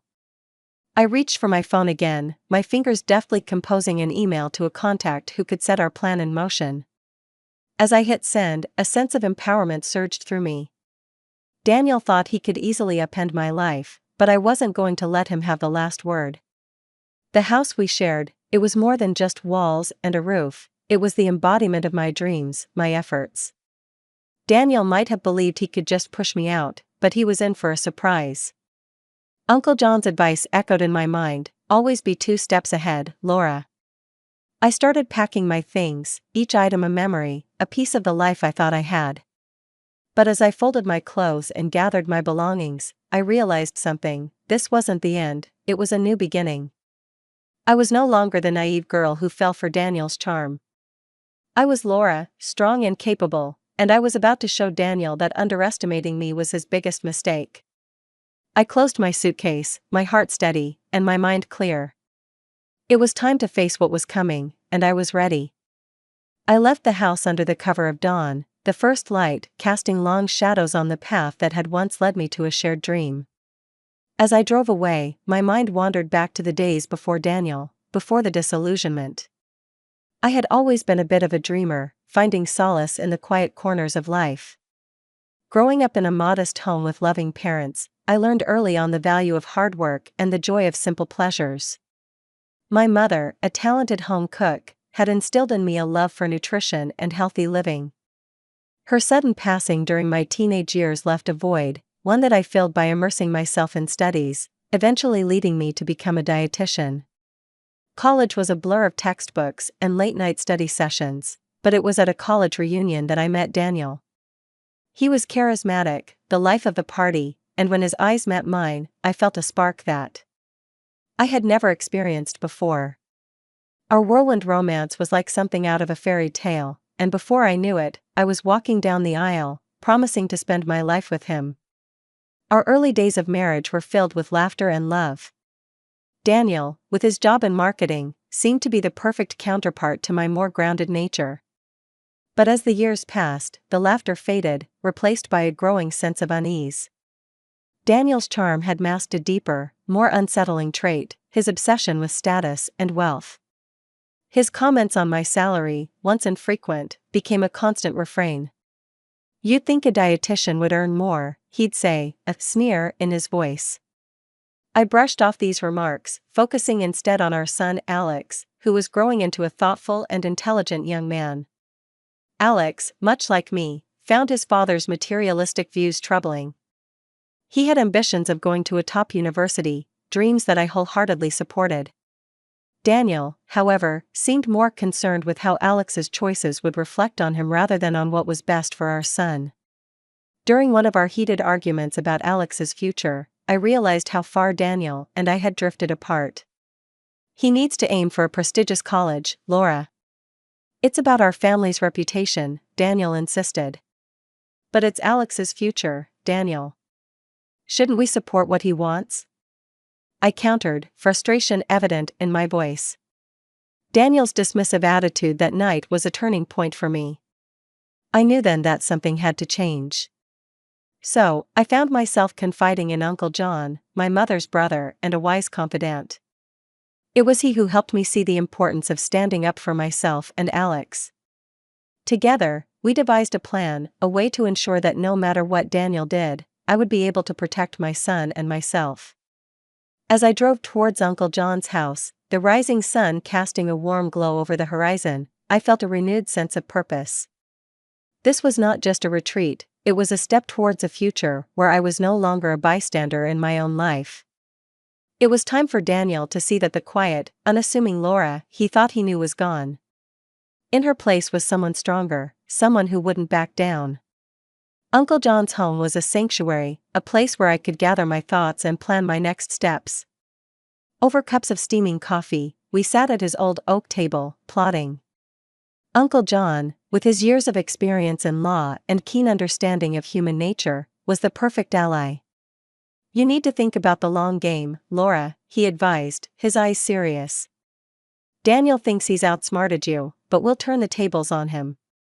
We discussed various strategies, considering legal and financial aspects. Uncle John suggested transferring certain assets to my name and documenting all of Daniel's actions should the situation escalate to legal proceedings. Throughout our discussions, my phone buzzed incessantly with messages from Daniel, ranging from dismissive to outright hostile. Are you overreacting, Laura? Just come back, and we'll forget all this, read one message. You're being childish. Remember, I'm the one with the high-paying job, taunted another. I ignored them all, focusing instead on the plan. It wasn't just about getting back at Daniel, it was about securing a future for Alex and me. The thought of Alex brought a pang of guilt. He was preparing for his college entrance exams, and this upheaval was the last thing he needed. I called him, explaining as much as I could without burdening him further. Mom, I get it. Dad's been different. Alex's voice was mature beyond his years. Don't worry about me. I'm with Grandma and Grandpa. Focus on what you need to do. Hearing his words, I felt a mix of pride and sadness. My son was growing up in a broken home, yet he was showing more resilience and understanding than many adults. A few days turned into a week, and then 2. Uncle John and I refined our strategy, ensuring every base was covered. We planned for the worst, but hoped for the best. The aim was to confront Daniel with a fait accompli, a situation where he had no choice but to acquiesce to our terms. Meanwhile, I kept up with work remotely, grateful for understanding colleagues and a flexible job. The normalcy of work was a welcome distraction, but every evening as I sat in Uncle John's study, the reality of my situation sank in. Daniel, once the man I thought I would spend my life with, was now someone I barely recognized. His greed and selfishness had eroded the love I once felt, leaving in its wake a determination to protect what was rightfully mine, my dignity, my son's future, and my peace of mind. As I prepared to return to New York, I felt a sense of clarity. The path ahead would not be easy, but I was no longer the woman who left that house weeks ago. I was stronger, wiser, and ready to face whatever Daniel threw my way. The journey back to New York was a quiet one, filled with a mix of apprehension and resolve. The city's skyline, once a symbol of shared dreams and aspirations, the city skyline now loomed like a battleground. As Uncle John drove, his steady presence was a reassuring reminder that I wasn't alone in this fight. The plan was simple yet bold. We would confront Daniel with the reality of his actions and the consequences that awaited him. Uncle John had already laid the groundwork, consulting with legal experts and ensuring that everything was in place for a seamless execution. Upon arriving home, the sight of moving boxes and unfamiliar cars parked outside was jarring. Daniel's parents, unaware of the impending storm, greeted me with polite smiles.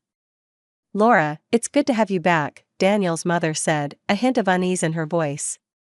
Daniel, however, was nowhere to be seen. His absence was both a relief and a frustration. I needed to face him, to look him in the eye, and let him know that his days of controlling our lives were over. The house felt different, as if it had lost its warmth. Daniel's parents had made themselves comfortable, but the atmosphere was tense, a silent acknowledgement of the unspoken conflict. I retreated to my room, the same room where I had packed my bags weeks ago. It felt like a lifetime had passed since then. I unpacked my suitcase, each item a symbol of the new life I was carving out for myself and Alex. That evening, as I sat at the dinner table with Daniel's parents, the conversation was strained. They spoke of Daniel in glowing terms, oblivious to his manipulative ways. I nodded and smiled, keeping my true feelings hidden. The time for revelations was not yet here. Later that night, Daniel finally returned. He was surprised to see me, a flicker of uncertainty crossing his face. Laura, you're back, he said, his tone a mix of surprise and annoyance. Yes, Daniel. We need to talk, I replied, my voice calm but firm. He scoffed. What's there to talk about? You left, remember? I stood my ground. It's about the house, Daniel, and our future. Daniel laughed, a hollow sound that echoed in the empty room. What about it? You think you can just come back and everything will be as it was? No, Daniel. Things will never be the same. But you need to understand something, this house, it's not just yours to decide on. His expression changed, a hint of worry creeping in. What do you mean? I took a deep breath, ready to lay out the reality he was about to face. This house is in my name too, and I've been talking to a lawyer. We have options, Daniel, and none of them look good for you. For a moment, Daniel was speechless. The confident, controlling man I had known was gone, replaced by someone who realized he was no longer in control. This is just the beginning, Daniel. You thought you could push me out and make decisions without me, but I'm not the same person you thought you could manipulate. I'm fighting back, for me and for Alex. Daniel's face hardened, the reality of the situation setting in. You can't do this, Laura. I won't let you. But I was resolute. It's already done, Daniel. You've made your choices, and now you have to live with them. As I left him standing there, a mix of anger and disbelief on his face, I knew that the hardest part was yet to come. But I was ready to reclaim my life, my dignity, and my son's future. The following days were a whirlwind of activity and tense exchanges. Daniel oscillated between anger, disbelief, and desperate attempts to regain control. But with Uncle John's guidance and my newfound resolve, I navigated each challenge with a clarity I never knew I possessed.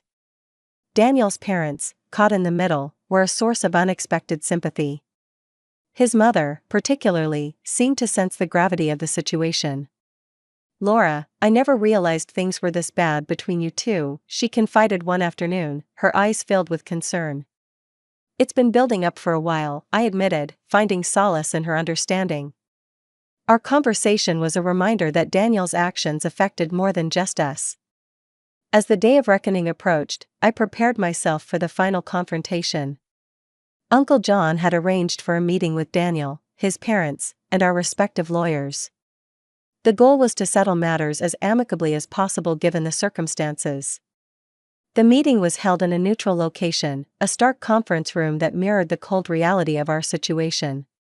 Daniel was already there when I arrived, his posture rigid, his face a mask of defiance. Let's just get this over with, he muttered as I took my seat opposite him. The lawyers laid out the facts. The house, purchased with contributions from both of our families, was legally co-owned. Daniel's unilateral decisions and his recent behavior had put him in a precarious legal position. As the reality of his situation dawned on him, Daniel's facade began to crumble. He looked at me, a mix of anger and desperation in his eyes. Laura, please. We can work this out. Just come back home. But the home he spoke of no longer existed for me. Daniel, you made your choices. Now I'm making mine. It's over. The negotiations were tense, but straightforward. We agreed to sell the house and divide the proceeds. Daniel's parents would move to a smaller place, and I would start afresh somewhere new, somewhere where the shadows of the past couldn't reach. As the meeting concluded, Daniel's mother approached me, her eyes moist with unshed tears. I'm sorry, Laura. I'm sorry for everything. I hugged her, a gesture of mutual forgiveness and understanding. Take care of yourself. I whispered, leaving the conference room. I felt a weight lift off my shoulders, the battle was over, and though the road ahead was uncertain, I was free. Free from Daniel's control, free to build a new life for Alex and myself. The drive back to Uncle John's house was a quiet one. I looked out the window, the city passing by in a blur. I thought of Alex, of the bright future he had ahead of him, and of the new chapter one was about to begin. Uncle John broke the silence. You did well, Laura. I'm proud of you. Thank you, Uncle John, for everything, I replied. As we drove on, the sun began to set, casting a warm golden light over the city. It felt like a promise of new beginnings and brighter days ahead. Months had passed since the day I walked away from that conference room, away from a life that was no longer mine. With each passing day, the sense of liberation and self-discovery grew stronger. I was rebuilding my life piece by piece on my own terms. The house sold quicker than we had anticipated. With my share of the proceeds, I bought a quaint apartment in a quiet neighborhood, a place where Alex and I could start anew. The walls were adorned with memories, both old and new, each telling the story of our journey. Alex had excelled in his exams, earning a place at his desired university. His resilience and determination were a source of immense pride. We often talked about his future and his dreams, and I saw in his eyes the same hope and ambition that had driven me through my darkest days. I found solace in my work, diving into community nutrition programs and workshops. My experiences ignited a passion for helping others, and for sharing the lessons I had learned about self-care and resilience. Occasionally, I heard the news about Daniel through mutual acquaintances. He had moved into a smaller place, and his lifestyle drastically changed. There was no joy in hearing of his struggles, only a quiet acknowledgement that the choices we make shape our lives. Uncle John remained a pillar of support, his wisdom and guidance a constant in my life. We often met for coffee, discussing everything from politics to philosophy. He had been more than just a mentor through my ordeal, he had become a true friend. As I sat in my new living room, the evening sun casting a warm glow through the window, I reflected on the journey I had been through, the pain, the betrayal, the fight for my rights. It had all led me to this moment, a moment of peace and contentment. I had learned that strength comes not from what we endure, but from how we rise above it. I had faced my fears, stood up for myself and my son, and in doing so, had found a sense of purpose and self-worth that no one could take away. The phone rang, jolting me from my thoughts. It was Alex, his voice bright and full of excitement. "Mom, I got an internship." "It's exactly what I was hoping for." I smiled, my heart swelling with pride. "That's wonderful, Alex. I'm so proud of you." As we chatted, I realized that this was what true happiness felt like. It wasn't about a perfect life, it was about a life lived with integrity, resilience, and love. The chapter with Daniel had closed, but a new one was just beginning, a chapter filled with hope, possibilities, and the promise of a future crafted by our own hands. And so, as the sun set, casting long shadows across the room, I knew that no matter what the future held, Alex and I would face it together, stronger and wiser than ever before. Thank you for being with us and listening until the end. If you found it interesting, please subscribe, give us a like, and leave your comments. We'll see you on the Retaliation Realm channel.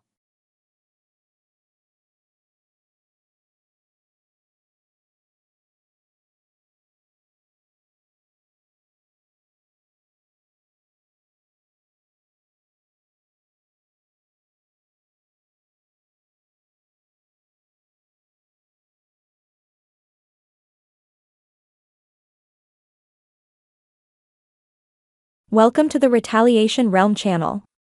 We hope you enjoy today's story. I'm going to enjoy a trip with my friends using your card. Suddenly, Nathan called me. I had noticed he'd been coming home late and chatting with Nicole, acting strange. Was he planning something with her all along? I suspected they teamed up for a scheme, but thankfully I was prepared. Maybe I should act surprised. Oh really? Explain. I already knew Nathan was leaving for a trip today. It's unbelievable if he's trying to trick me. I have been patient until now, but today I felt the urge to get back at him. It's time to fight back against those annoying siblings. Once today is over, everything will clear up. I hope they're having fun on their trip, unaware that someone in their group is on my side. My name is Sophia Smith, and I'm 33, living with my husband Nathan. After high school, I started working at my current company, gained experience, and got certifications. Being valued for certifications and my track record, I got a leadership position at 21. Even though I'm younger than Nathan, I'm his superior at work. I trained him and 2 others. Nathan joined the company a bit later, and despite being close in age, I became his supervisor. We started dating, and our relationship became typical. After moving in together, I noticed Nathan's sloppiness. We got engaged, and Nathan proposed that I become a stay-at-home wife. He had a dream of me handling the house, and he wanted kids soon. I expressed concerns about finances and not quitting my job even after having kids. I understand the idea of buying a house, but it bothers me that you earn more than me. Still, I want our house. I was thinking of getting one right after our wedding, but that might be tough since I already earn more. How about we manage the wedding and the house for now and think about the kids later? We can decide what to do about my job then. All right, let's do that. Honestly, I didn't want to quit my job, but I felt like suggesting this, otherwise, Nathan might keep demanding. Before our wedding, we had an engagement party with both families. Nathan's sister, Nicole, was away on a trip, so I met her for the first time at the wedding. She entered the waiting room without knocking, looked me up and down, and said, "So this is who Nathan chose?" A bit plain compared to his past choices. Ha! I'm Sophia. Nice to meet you, Vanessa. She waved her hand and left the room, leaving me stunned by her upfront attitude. Turns out, this sister-in-law is quite the character. Later, I greeted my sister-in-law's husband, and he seemed like a decent guy. The ceremony went smoothly, and after touring our new home, Nathan and I bought the house we both liked. I thought things would get busy, so I put more energy into my work. On a seemingly ordinary day off, the doorbell suddenly rang. Since I was occupied, Nathan answered it. He came back chatting and laughing. It turned out my sister-in-law had dropped by. Hey there, Sophia. Nathan's doing pretty well, huh? Owning such a big house is good for him after all, he's my little brother, right? I've been working hard. Make yourself at home, Sophia. Don't we have some snacks or something? My sister's here, so hurry up. I felt something was off with Nathan's behavior. He started acting all high and mighty because his sister was here, probably telling her he bought the house himself. I chipped in for the down payment and contributed to paying the mortgage, but Nathan wanted his name on the title despite us living together. I thought it didn't matter whose name was on it, however, the way he explained it to his sister bothered me. I decided not to make a scene and held my tongue. Here's some snacks. Nathan works hard, you know. Why does Sophia sound so bossy? Well, I am Nathan's supervisor at work. Oh, did I not mention that when I started the job, Sophia was already a manager? She began working right after dropping out of high school. It couldn't be helped. If it were me, I'd surpass her in no time. Wait, you dropped out of high school? You look serious yet you're less accomplished than me. Is there a problem? Not really, but since you didn't graduate and I'm your sister-in-law, I can ask you for anything, right? That's true, Sophia. Whatever my sister says is the final word. If you refuse, I'll kick you out of the house. I struggled to understand what this sibling pair was talking about. What's the point? She can ask me for anything because I don't have a high school diploma, and if I don't listen, I'll be kicked out of the house. What kind of nonsense is this? I offered a polite smile and quickly escaped to the kitchen. From the kitchen, I could hear Nathan's voice, and they seemed serious about their earlier conversation. After their talk, my sister-in-law came into the kitchen. Hey, Sophia, I've got a favor to ask. What's up? I kind of need to borrow a little money, like $5,000. Please. How is that a little money? That's a lot. What do you need it for anyway? Come on, it's just $5,000. You're a supervisor, right? You must have a good salary. All right. I needed to cover the remaining renovation costs. Didn't you just brag about your new condo the other day? Nathan told me to hand over some money. He claimed he'd lend it to his sister, Vanessa, and said I should ask you. Why would he decide that without asking me? Listen, Sophia. Either give me the money, or I'll call the boss right now and tell them you want to quit. Which one do you prefer? All right, Vanessa. I'll lend you the money but on one condition. We need to draw up a promissory note. Even though we're family, I want it in writing. So, when you come to get the money, make sure to bring your ID with a picture, okay? Oh, such a hassle. But fine. If you're going to give me the money, I'll be over tomorrow night. So, I decided to lend my sister-in-law the money. I had this gut feeling that getting her to sign a promissory note was essential. Even though Vanessa grumbled, she did bring everything I asked for the next day. But seriously, I never knew how much Nathan was spoiled by his sister until we got married. It's just ridiculous. I bet no matter what I said, it wouldn't have made a difference. Later on, I found out Vanessa used the money to buy designer stuff. Once I lent her money, she kept asking for more without any hesitation. Of course, I made her sign a note every single time. In a month, she had borrowed about $112,000 from me. Just when I thought this was becoming too much, I got called into the boss's office. Turns out, they wanted to promote me from a supervisor to a manager. I was over the moon and excited to share the good news with Nathan, who had taken the day off. I'm home, Nathan. Guess what? Welcome back, Sophia. You seem excited. What happened today? My boss called me in, and guess what? He asked me if I wanted to be the department manager. My goal has always been to become the head manager, so I'm super excited that I'm getting closer to it. Huh? Wait, what, Sophia? Are you getting promoted? I don't get it. Did you accept the offer? Well, yeah. I've told you about my goal before, right? Hold on. You should have asked for my permission before making such a decision. Plus, I've told you I wanted you to be a stay-at-home wife, haven't I? How come you're getting promoted, and I'm still stuck in the same position? Doesn't that seem odd? That's not my fault. I've made it clear that I don't want to quit my job. Why you can't get promoted is beyond me. Shortly after, Nathan made a call, and I assumed it was to his older sister. Sure enough, a few minutes later, his sister arrived. Hey, I heard you stole Nathan's promotion opportunity. What's the big idea? No, I didn't steal anything. At our company, promotions are based on performance. So you're saying Nathan's incompetent at his job? How dare you look down on him? As his wife, this is ridiculous. Let's go grab some barbecue on her dime. They rummaged through my purse and took my bank card. I tried to resist, but they were 2 against 1, and I ended up being restrained. The 2 of them left laughing, and tears welled up in my eyes. I shouldn't have married such a man.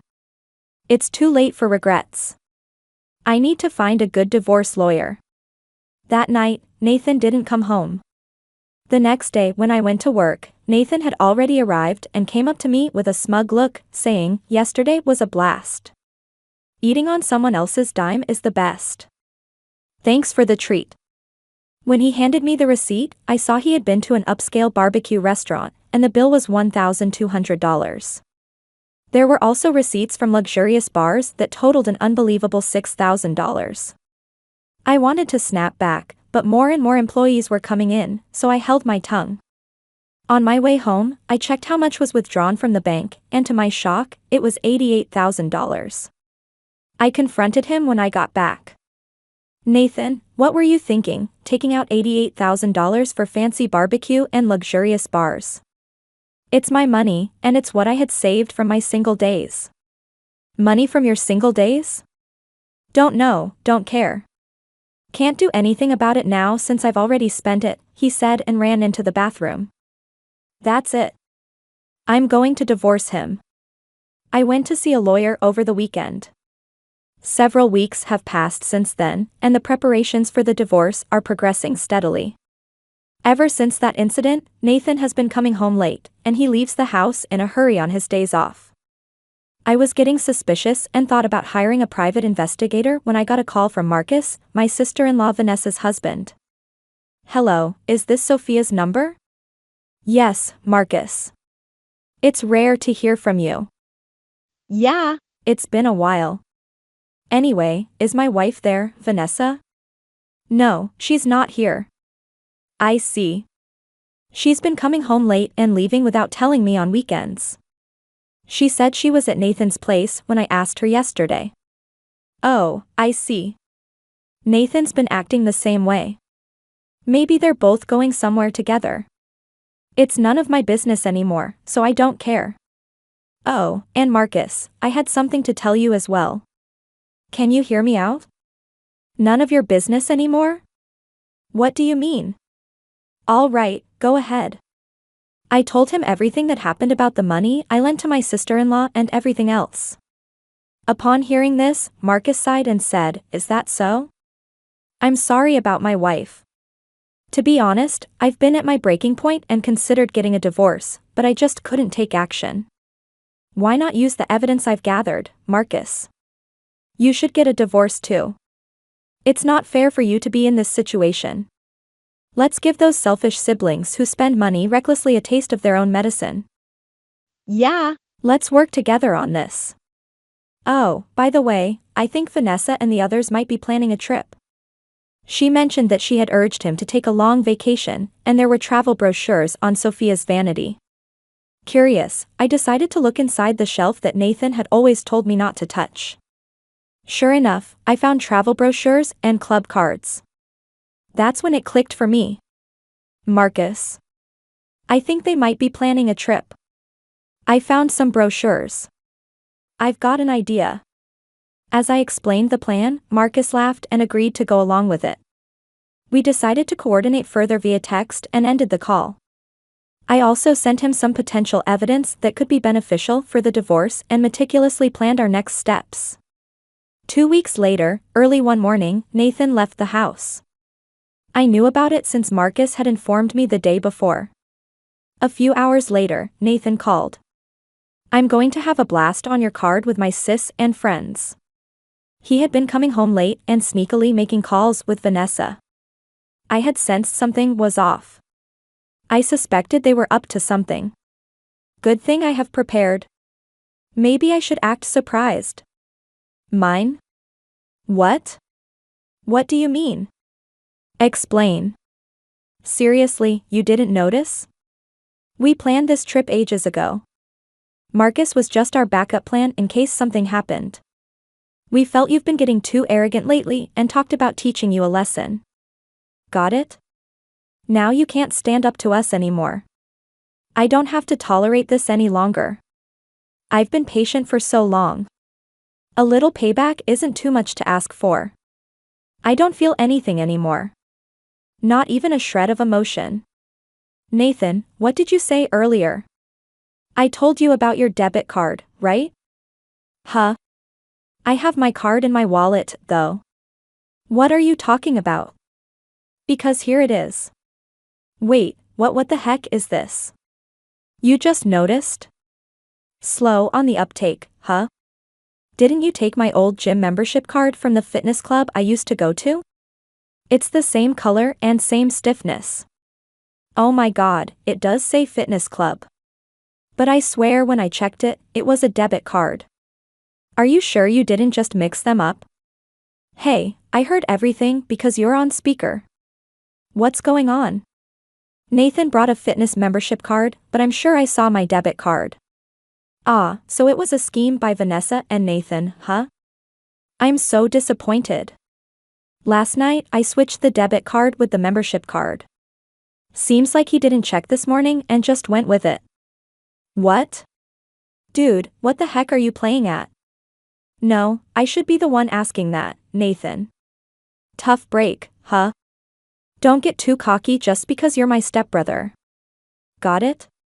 You'll remember this when we get back. I've got gifts waiting for both of you. You trying to bribe us? I won't accept anything but cash. Well, we'll see about that. Look forward to it.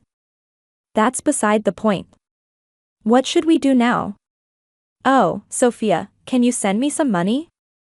I hung up the phone. I didn't need to hear anymore. Then I got a message from Nathan saying, you better send it, okay? Or worst case scenario, we still have Marcus here, you know. I simply replied with, is that so, and went back to sleep. I was woken up by the ring of my phone in the afternoon. Looking at the screen, there were an incredible number of missed calls and messages. First, I called my brother-in-law and then answered Nathan's call. Hey, finally. Send the money ASAP, please. It's so cold. I think I'm going to freeze. The reason they're cold is because they're in Alaska. Considering it's February, you can imagine it must be freezing if Nathan and his group are saying they're cold. Seems like my plan worked. You said Marcus would help, right? Or is he not there? What do you know, something? It's freezing, and Marcus is not here. Should I clue you in? Since you and Vanessa teamed up, Marcus and I did too. Simple, right? Now do you get why I entertained you guys for so long on that first call? To buy time for Marcus. He hopped on another plane and is coming back here. I hung up once I got word he boarded the plane. Got it? What's your deal with my husband, huh? Don't tell me you're wrong. We teamed up to get back to you. Now find your way back. See you. And with that, I hung up. Marcus should be arriving here soon. I decided to call in my lawyer. We had our final meeting regarding the divorce before Nathan and the others would return. Why did I gather everyone here? I was sure Nathan and the group would confront me a few hours later. As soon as Nathan and his group returned, they started yelling. Sophia, hey, what the hell? What were you thinking? Be prepared to move out, okay? Marcus is with you, isn't he? Why did you even come back first? Unbelievable. You okay with me leaving? You apologize, shut it. Sit down.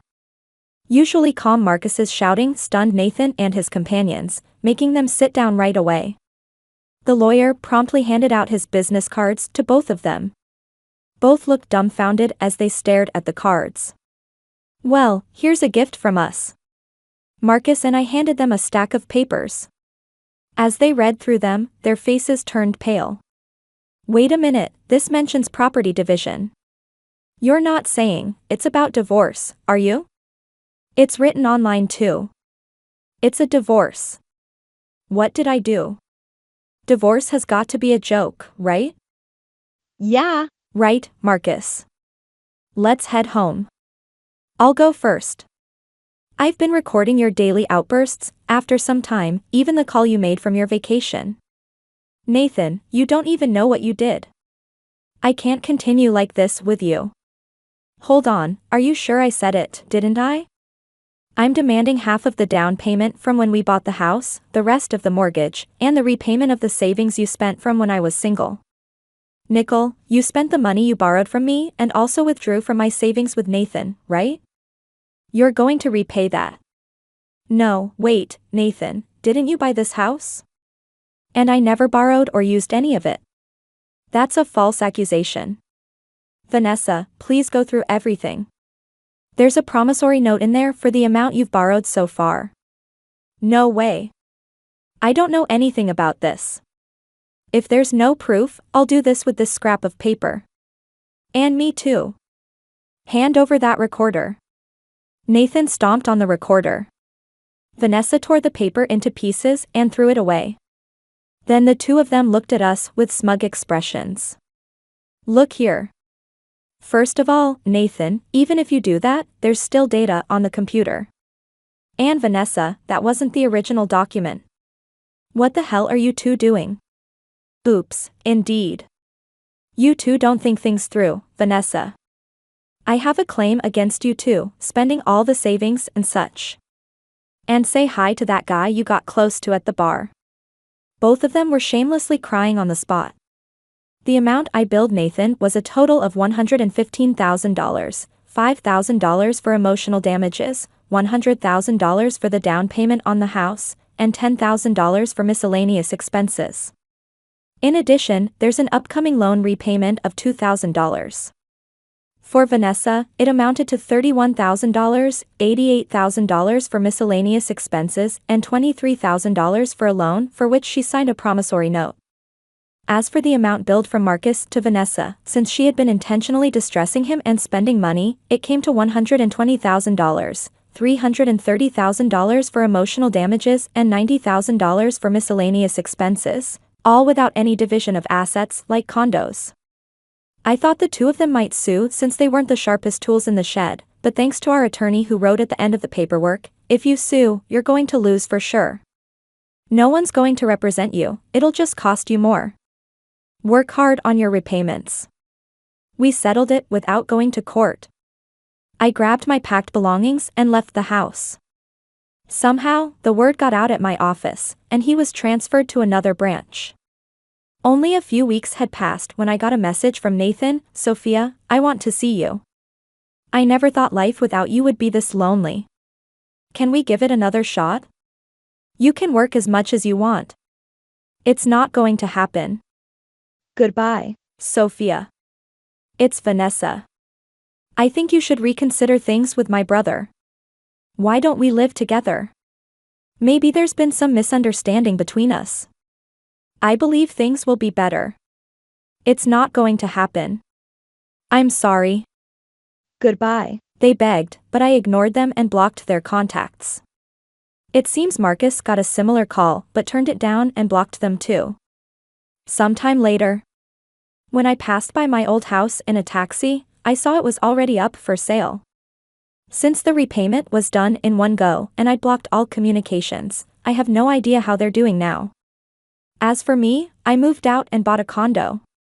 Work's been going well, and my boss recently told me that I've been promoted to regional director, a position I've always aimed for. I've also been out to eat with Marcus a few times. He's a bit older, but we click, and our conversations flow easily. Things feel just right now between us, and we think alike. Life's been good since the divorce. I'm glad I got divorced. What happened between me and Marcus after that is a story for another time. Thank you for being with us and listening until the end. If you found it interesting, please subscribe, give us a like, and leave your comments. We'll see you on the Retaliation Realm channel.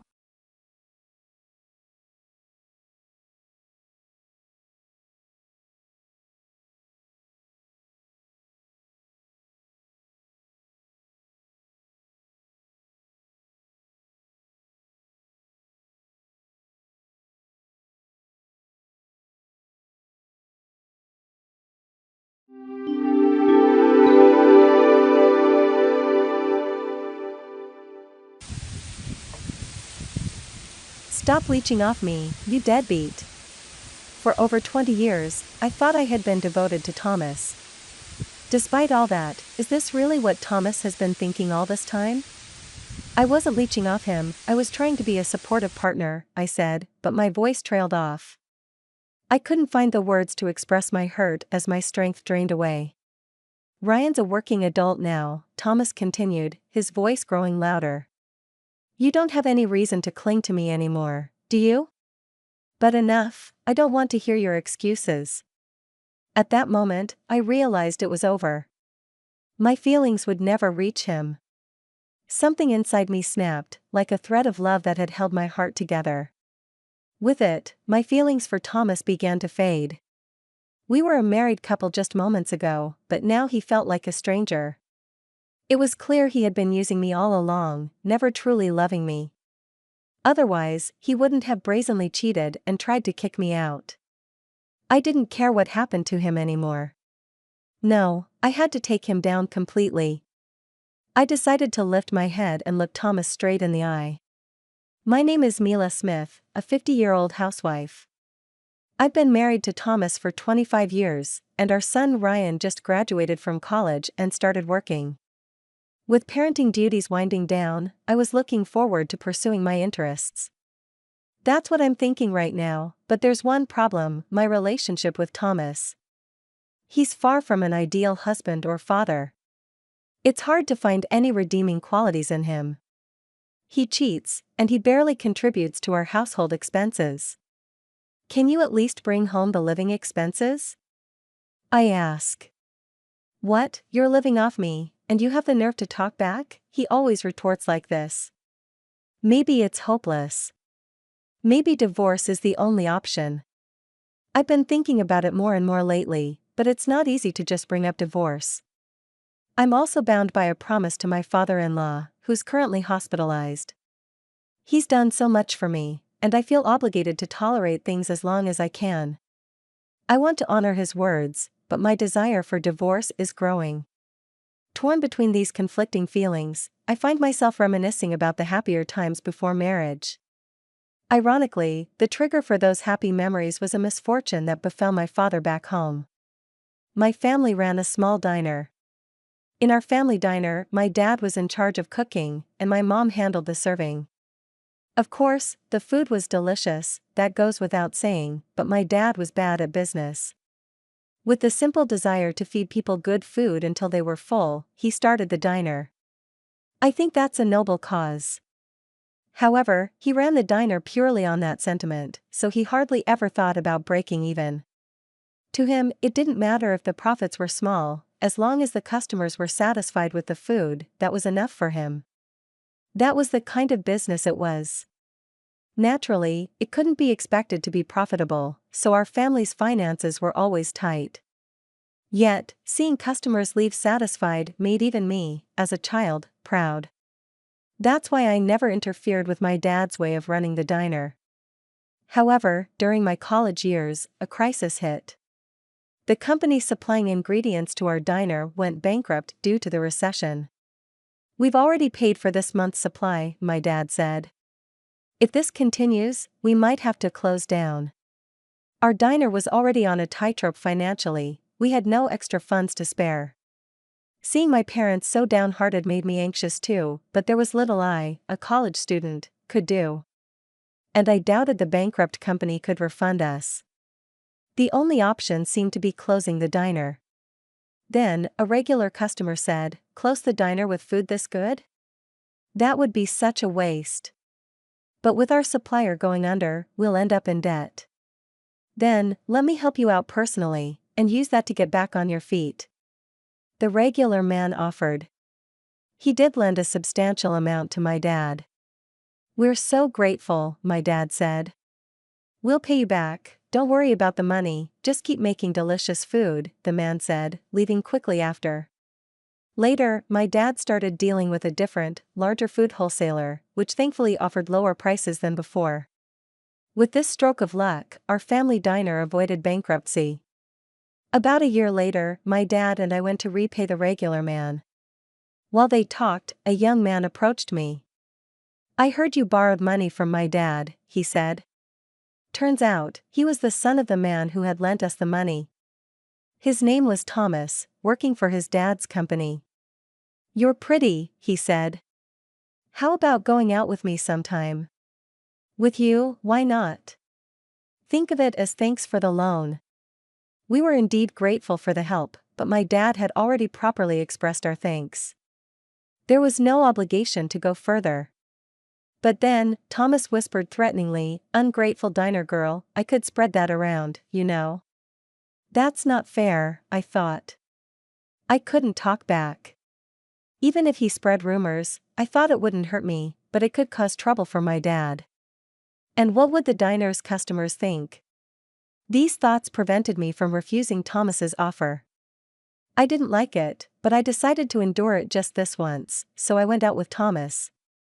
Surprisingly, it turned out to be more enjoyable than I expected. Thomas was interesting to talk to, and he knew a lot of fun places to go. The places he chose had great taste. Despite my initial terrible impression, I started to think he might be a good guy. That was my mistake. I quickly got wrapped around Thomas's finger. "Being with you, Mila, is fun," he said. "I feel the same," he continued. "A good, serious girl like you, Mila, I'd consider marrying." Swept away by such simple words, I started dating Thomas with marriage in mind. Thomas continued to manipulate me in various ways. Eventually, a few years later, I ended up marrying him. Of course, I had no idea back then that it was all Thomas's trap. He seemed genuinely kind, and I felt loved by him, but it was all a lie. As soon as we got married, Thomas showed his true colors. "Here's this month's paycheck," he said, handing me an envelope. It contained a handwritten pay stub. The salary itself was deposited directly into the bank, so just having the statement was unusual. What struck me as odd was that the pay stub was handwritten. Nowadays, that's almost unheard of. But I got married 25 years ago when computers were just becoming common, and handwritten statements weren't unusual back then. It's over $2,000, I muttered to myself. So this should be about right. I managed to get by with that modest amount of money as our married life continued. I gradually started to feel something was off. It was Thomas's daily routine. He left the house at the same time every morning, but his return time was always unpredictable. It varied day by day. "I'm busy with various jobs as my father's successor," he'd say. "Then could you call before coming home?" I'd ask. "Stop nagging," he'd reply loudly. His attitude made me feel even more uneasy. He might be out having fun somewhere. Maybe he even had an affair, I thought. But I couldn't confront him because I hated being yelled at. In the end, despite my suspicions, I remained silent. Eventually, Ryan was born. I had hoped that having a child would bring some changes, but Thomas's attitude remained the same. Looking back, I think that was when I started to consider divorce, even if just vaguely. Then, when Ryan was in middle school, I received a call from my mom while out shopping for dinner. "What? Dad's in the hospital?" It was news of my father being hospitalized. I rushed to the hospital in a panic. "Mom just exaggerated on the phone," my dad said with a hearty laugh. I was relieved, but at that moment, I realized something, and my heart skipped a beat. Oh no, I forgot to call Thomas. If it was too late, my cell phone was flooded with missed calls from Thomas. When I hurriedly called back, I heard his grumpy voice. "Where are you? What are you doing? Come back and make my dinner." "I'm sorry, my dad." "Huh? Your dad? Your father?" Thomas asked in a stern tone. I answered in a small voice, "Yes, he was suddenly hospitalized." "What does your dad have to do with anything?" "You're my wife," Thomas yelled, and I flinched, closing my eyes. I was terrified of his shouting, but I knew I couldn't just stay silent. I gathered my courage to talk back. "Isn't it okay to be worried about my dad? That's the least I can do." "Shut up, don't talk back to me." "No, let me speak. If it were your father, you'd rush to him, wouldn't you?" I asked. Thomas suddenly fell silent. I thought putting it in his shoes would make him understand, but his response was beyond my imagination. "Huh? If my dad was in the hospital, I'd ignore it.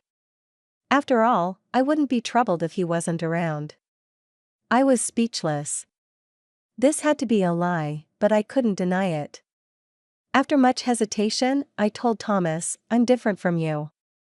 Sorry, but you'll have to eat out tonight." That was all I could manage to say. I hung up the phone, still in a daze. Since that incident, I started to lose faith in Thomas. It was then I finally realized that the happy times before our marriage were all an illusion. "Ah, I get it now," I said to myself, feeling a wave of sadness. Thomas didn't want a wife, he wanted a housekeeper. But I couldn't just wallow in sorrow. That's right, I thought. If I'm going to get a divorce, I need to start preparing. So I began to prepare for a divorce. A few years passed, and then my father-in-law was hospitalized. His condition was quite serious. He might not be able to leave the hospital. I relayed the doctor's words to Thomas, but he seemed unfazed. "So it's going to cost money? Is money all you're worried about? Don't you understand the situation?" I asked. "I get it," he said. "I'll talk to my brother." He contacted his brother, who was married but had no children, hoping he could share the burden of the hospital expenses. "Can't you pay for it? We've got Ryan and Mila to think about." "It's tough for us," Thomas said to him as if it was someone else's problem. It reminded me of when my father was hospitalized. Thomas didn't care about his father either. I couldn't bear it anymore.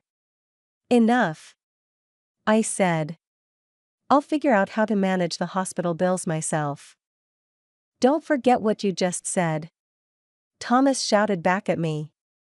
I nodded firmly. In the end, my words led to us shouldering the cost of my father-in-law's hospitalization. Furthermore, my father-in-law stepped down from his position as president due to his illness, and Thomas took over the role. Regardless, Thomas didn't like that I had stepped in. Since then, he barely came home. Even when we needed to discuss Ryan's future, he ignored my calls and stayed away. Dad's not coming home again tonight, I said to Ryan. I'm sorry for the trouble. It's okay, Ryan said. I don't care about Dad. I want to go to a university in New York, right? You mentioned that. Don't worry about the tuition, I said. I'll take care of it soon enough. Ryan's move to New York for the university was settled, as expected. Thomas didn't even see him off. Once Ryan moved to New York, the house felt empty. By that time, Thomas was only coming home about once a week. Can't you deposit a bit more for your father's hospital bills? I asked. What? I already transferred over half of my salary. That should be enough for you now. The amount he transferred was just a small sum. It was just a fraction of his salary. His claim of transferring more than half was a lie. I knew that already, but I just didn't have the energy to complain anymore. Years went by, and then I received news that Ryan was going to start his job. Ryan's got a job now, so it's probably a good time to bring up divorce, I thought. Over these years, I had prepared everything needed for a divorce. All that was left was finding the right moment. Where and when could I bring it up without causing too much trouble? These thoughts kept running through my mind. It's not about whether it causes trouble or not, I said to myself with a self-deprecating laugh. One day, after visiting my father-in-law in the hospital and having a casual chat with him, I returned home as usual. When I tried to unlock the door, I realized something startling: the door was already open. Could it be a burglar?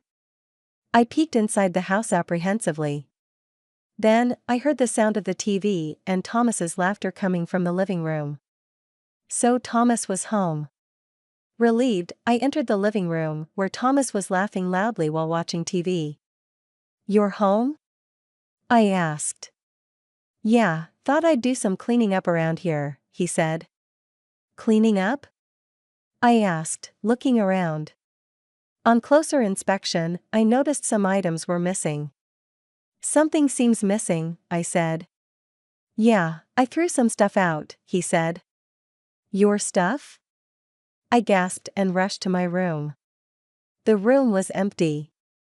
My computer, TV, and even my favorite mug are all gone. The bed, everything was missing. What's the meaning of this? Didn't need them anymore, so I threw them out. Didn't need them?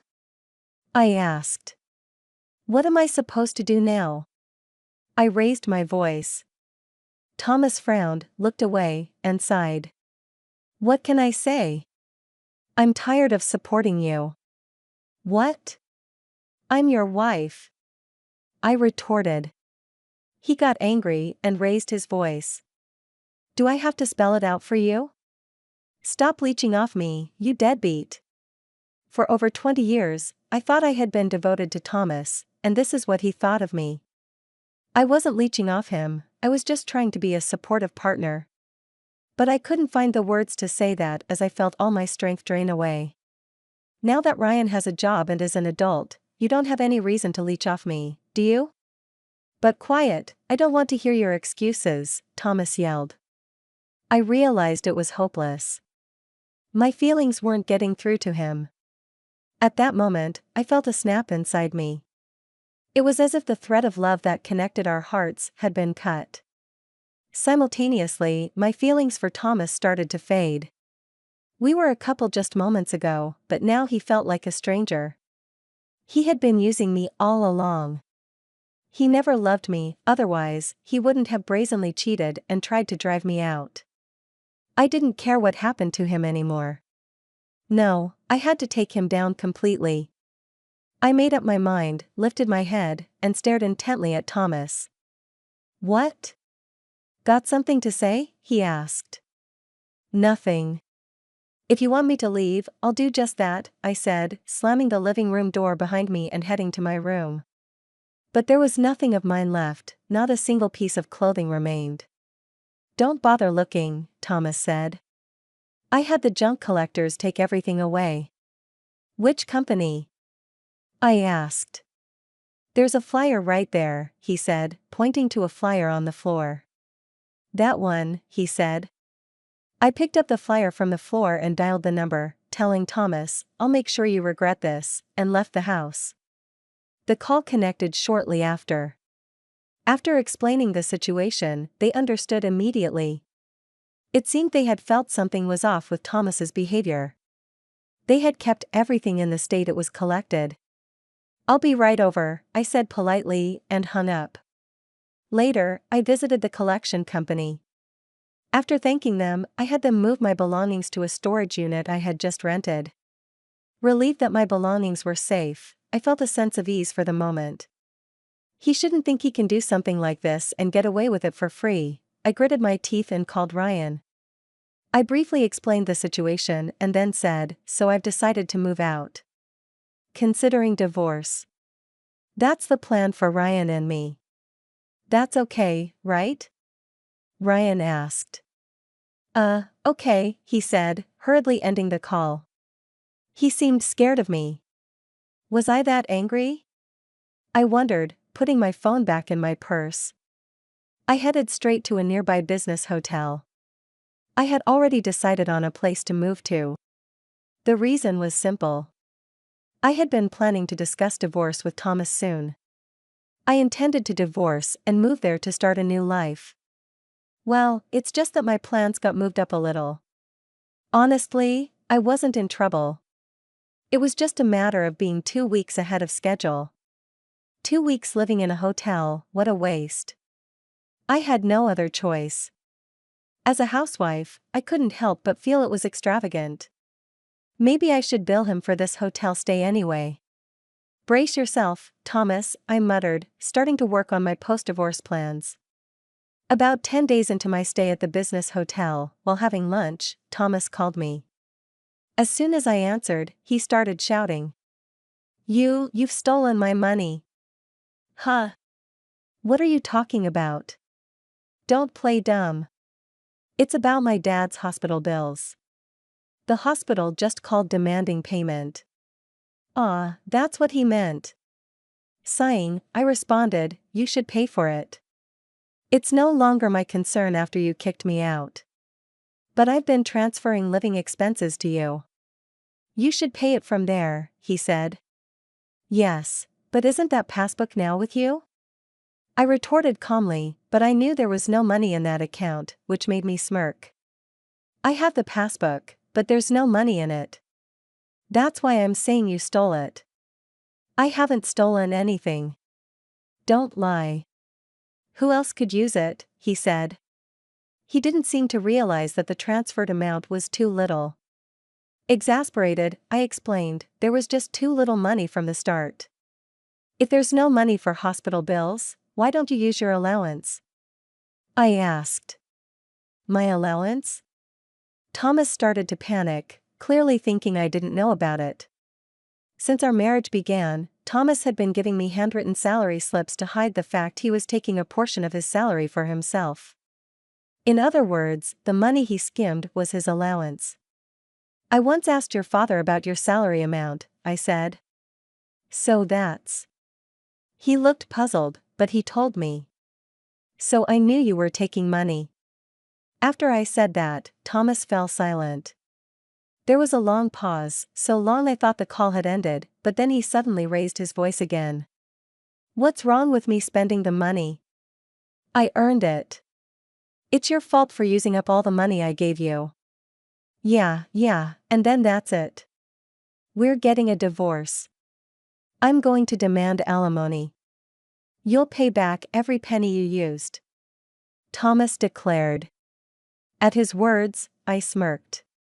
I had him right where I wanted now. He couldn't escape. Oh, thank you, I replied cheerfully. I've been wanting a divorce too. Come over to my place for the divorce discussions. What? No, I mean, you want a divorce, right? I'm also prepared with evidence of your infidelity, I said, knowing he must be pale, even though I couldn't see him. His voice gave away his panic. Evidence of infidelity? What are you talking about? No use playing dumb. I have photographic evidence. Photographic evidence? He exclaimed, clearly rattled. I struggled to contain my laughter. I'll give you the address then. Let's meet next Sunday to discuss it in detail, I said, and after giving him the address to a certain place, I quickly hung up. I've successfully cornered him for a divorce. Now, if only I could make him apologize. That was the tricky part. I steeled myself for the confrontation on the promised Sunday. I arrived at the meeting place before the scheduled time. He should be arriving soon, I thought, scanning the surroundings. Then, I spotted Thomas in the corner of my eye. Over here! I called out, waving my hand. As Thomas looked up and saw me, he was visibly shocked. Huh? Here? Yes, I gave you this address, but this place, whose mansion is this? Thomas asked, looking behind me. There stood a mansion worth about $2 million, much larger than a normal house, with a garden, 3 floors, a basement, a theater room, and luxury cars parked in the attached garage. Pointing at the mansion, I smiled. This is my house. It's new and beautiful, isn't it? Huh? Your house? Yes, I said. I was planning to live here after the divorce, so I started building it a while ago. Indeed, the place I had summoned him to was my newly built house. Thomas, who had always seen me as just a housewife, was utterly astonished. Pushing him from behind, I led him into the house and guided him to the living room. Let's have our discussion, I said. This is my lawyer, I said, introducing my lawyer, who was waiting inside. But Thomas was too flustered to focus. His eyes darted around nervously.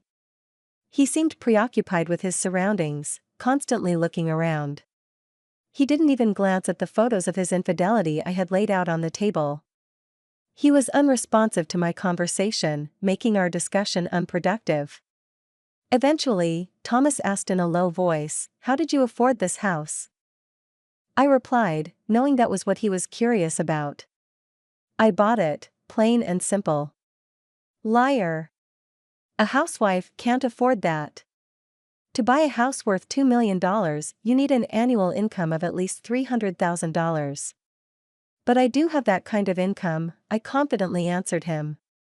I earn that much. Got a problem with that? No, but how? He asked. I was just casually helping a friend with her business, and before I knew it, it turned into this. This goes back a few years when my father's hospitalization led me to decide on divorce. I started preparing for it, and the first step was finding a job. I needed work to support myself post-divorce, so I started looking for a job that would allow me to live independently. Finding a good job wasn't easy, so I consulted my close friend, Sarah. Why don't you help me with my business? She asked. Business? What do you do? Aquaculture on land, she said. This method involves creating artificial pools to farm fish. An eco-friendly alternative that prevents ocean pollution. Of course, there were downsides, but it was also an environmentally friendly form of aquaculture that prevents ocean pollution. Sarah's father started this land-based aquaculture, and now Sarah has taken it over. So I work there. When I started helping the business, I said, the business suddenly began to thrive. My job was mainly negotiation and administrative work, and Sarah said I was a big help. Eventually, I was promoted to an executive position. It was all chance, but luck is part of skill too. Listening to my story, Thomas slumped in despair.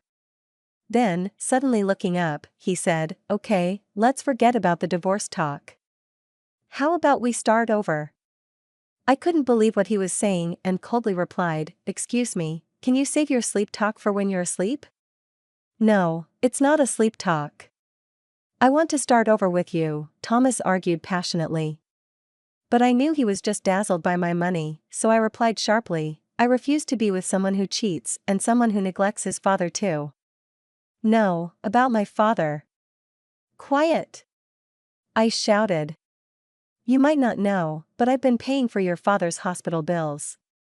Thomas had only given me a meager amount of money. After paying for groceries, utilities, and other miscellaneous expenses, there was often more month than month. That's all he ever provided. Naturally, it was impossible to pay for his father's hospital bills with that. At first, I managed somehow, but after I started working, I covered the costs with my salary. Even then, you wouldn't listen to me or visit your father in the hospital. How can I trust someone like that? I raised my voice, and Thomas looked downcast. Then, my lawyer spoke about the alimony. Thomas couldn't say anything and just looked down the whole time. Eventually, urged by the lawyer, Thomas signed the divorce papers. The alimony was settled at $60,000. "Now that we're divorced, you'll be paying your father's hospital bills," I said. "Yeah," Thomas nodded reluctantly. At least he didn't argue.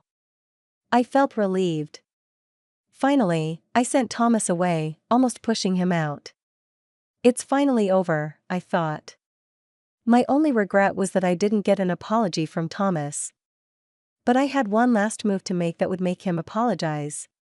With that thought, a smile crept onto my face. A few days later, on my way back from the office, someone called out from behind. "Hey, Mila." I turned to see Thomas standing there. "Don't address me so casually," I said. "We're divorced now." "Shut up. What the hell did you do?" Thomas was red in the face, looking at me. I realized then what must have happened. So that talk happened at the company, I thought. Then, I said, smiling, "What do you think I did?" "Don't joke around. Tell me, how did you get me fired?" Thomas stomped his foot. His reaction was so amusing I couldn't help but smile. "Well, isn't it your own doing? Getting caught cheating with the company's secretary?" Thomas's affair was with his company's secretary. He had been doing as he pleased, thinking he was untouchable as the president. Right after the divorce was finalized, I reported this to his father. His father was disappointed about the divorce, but became furious upon learning about Thomas's actions. I even showed him the evidence photos, which made him even angrier. Then, he said to me, "I'm thinking of transferring all my company shares to you, Mila." "To me?" I asked. "Wouldn't Thomas's brother be a better choice?" "No," he said. "I want to give them to you. Use them to dethrone Thomas from his position as president." His father's story went like this. His father's company was a corporation. For decisions like appointing a president or other executives, a shareholder meeting resolution is needed. Though the board of directors can also make these decisions, his father's company wasn't large. Most of the issued shares were held by his father. This meant that a single shareholder could make decisions. But in small companies, it's common for the president to hold the majority of the shares. If I received all of his father's shares, I would have the power to make decisions alone. However, Thomas's dismissal wasn't my decision. I informed his brother that I had acquired the shares. All I did was report Thomas's infidelity.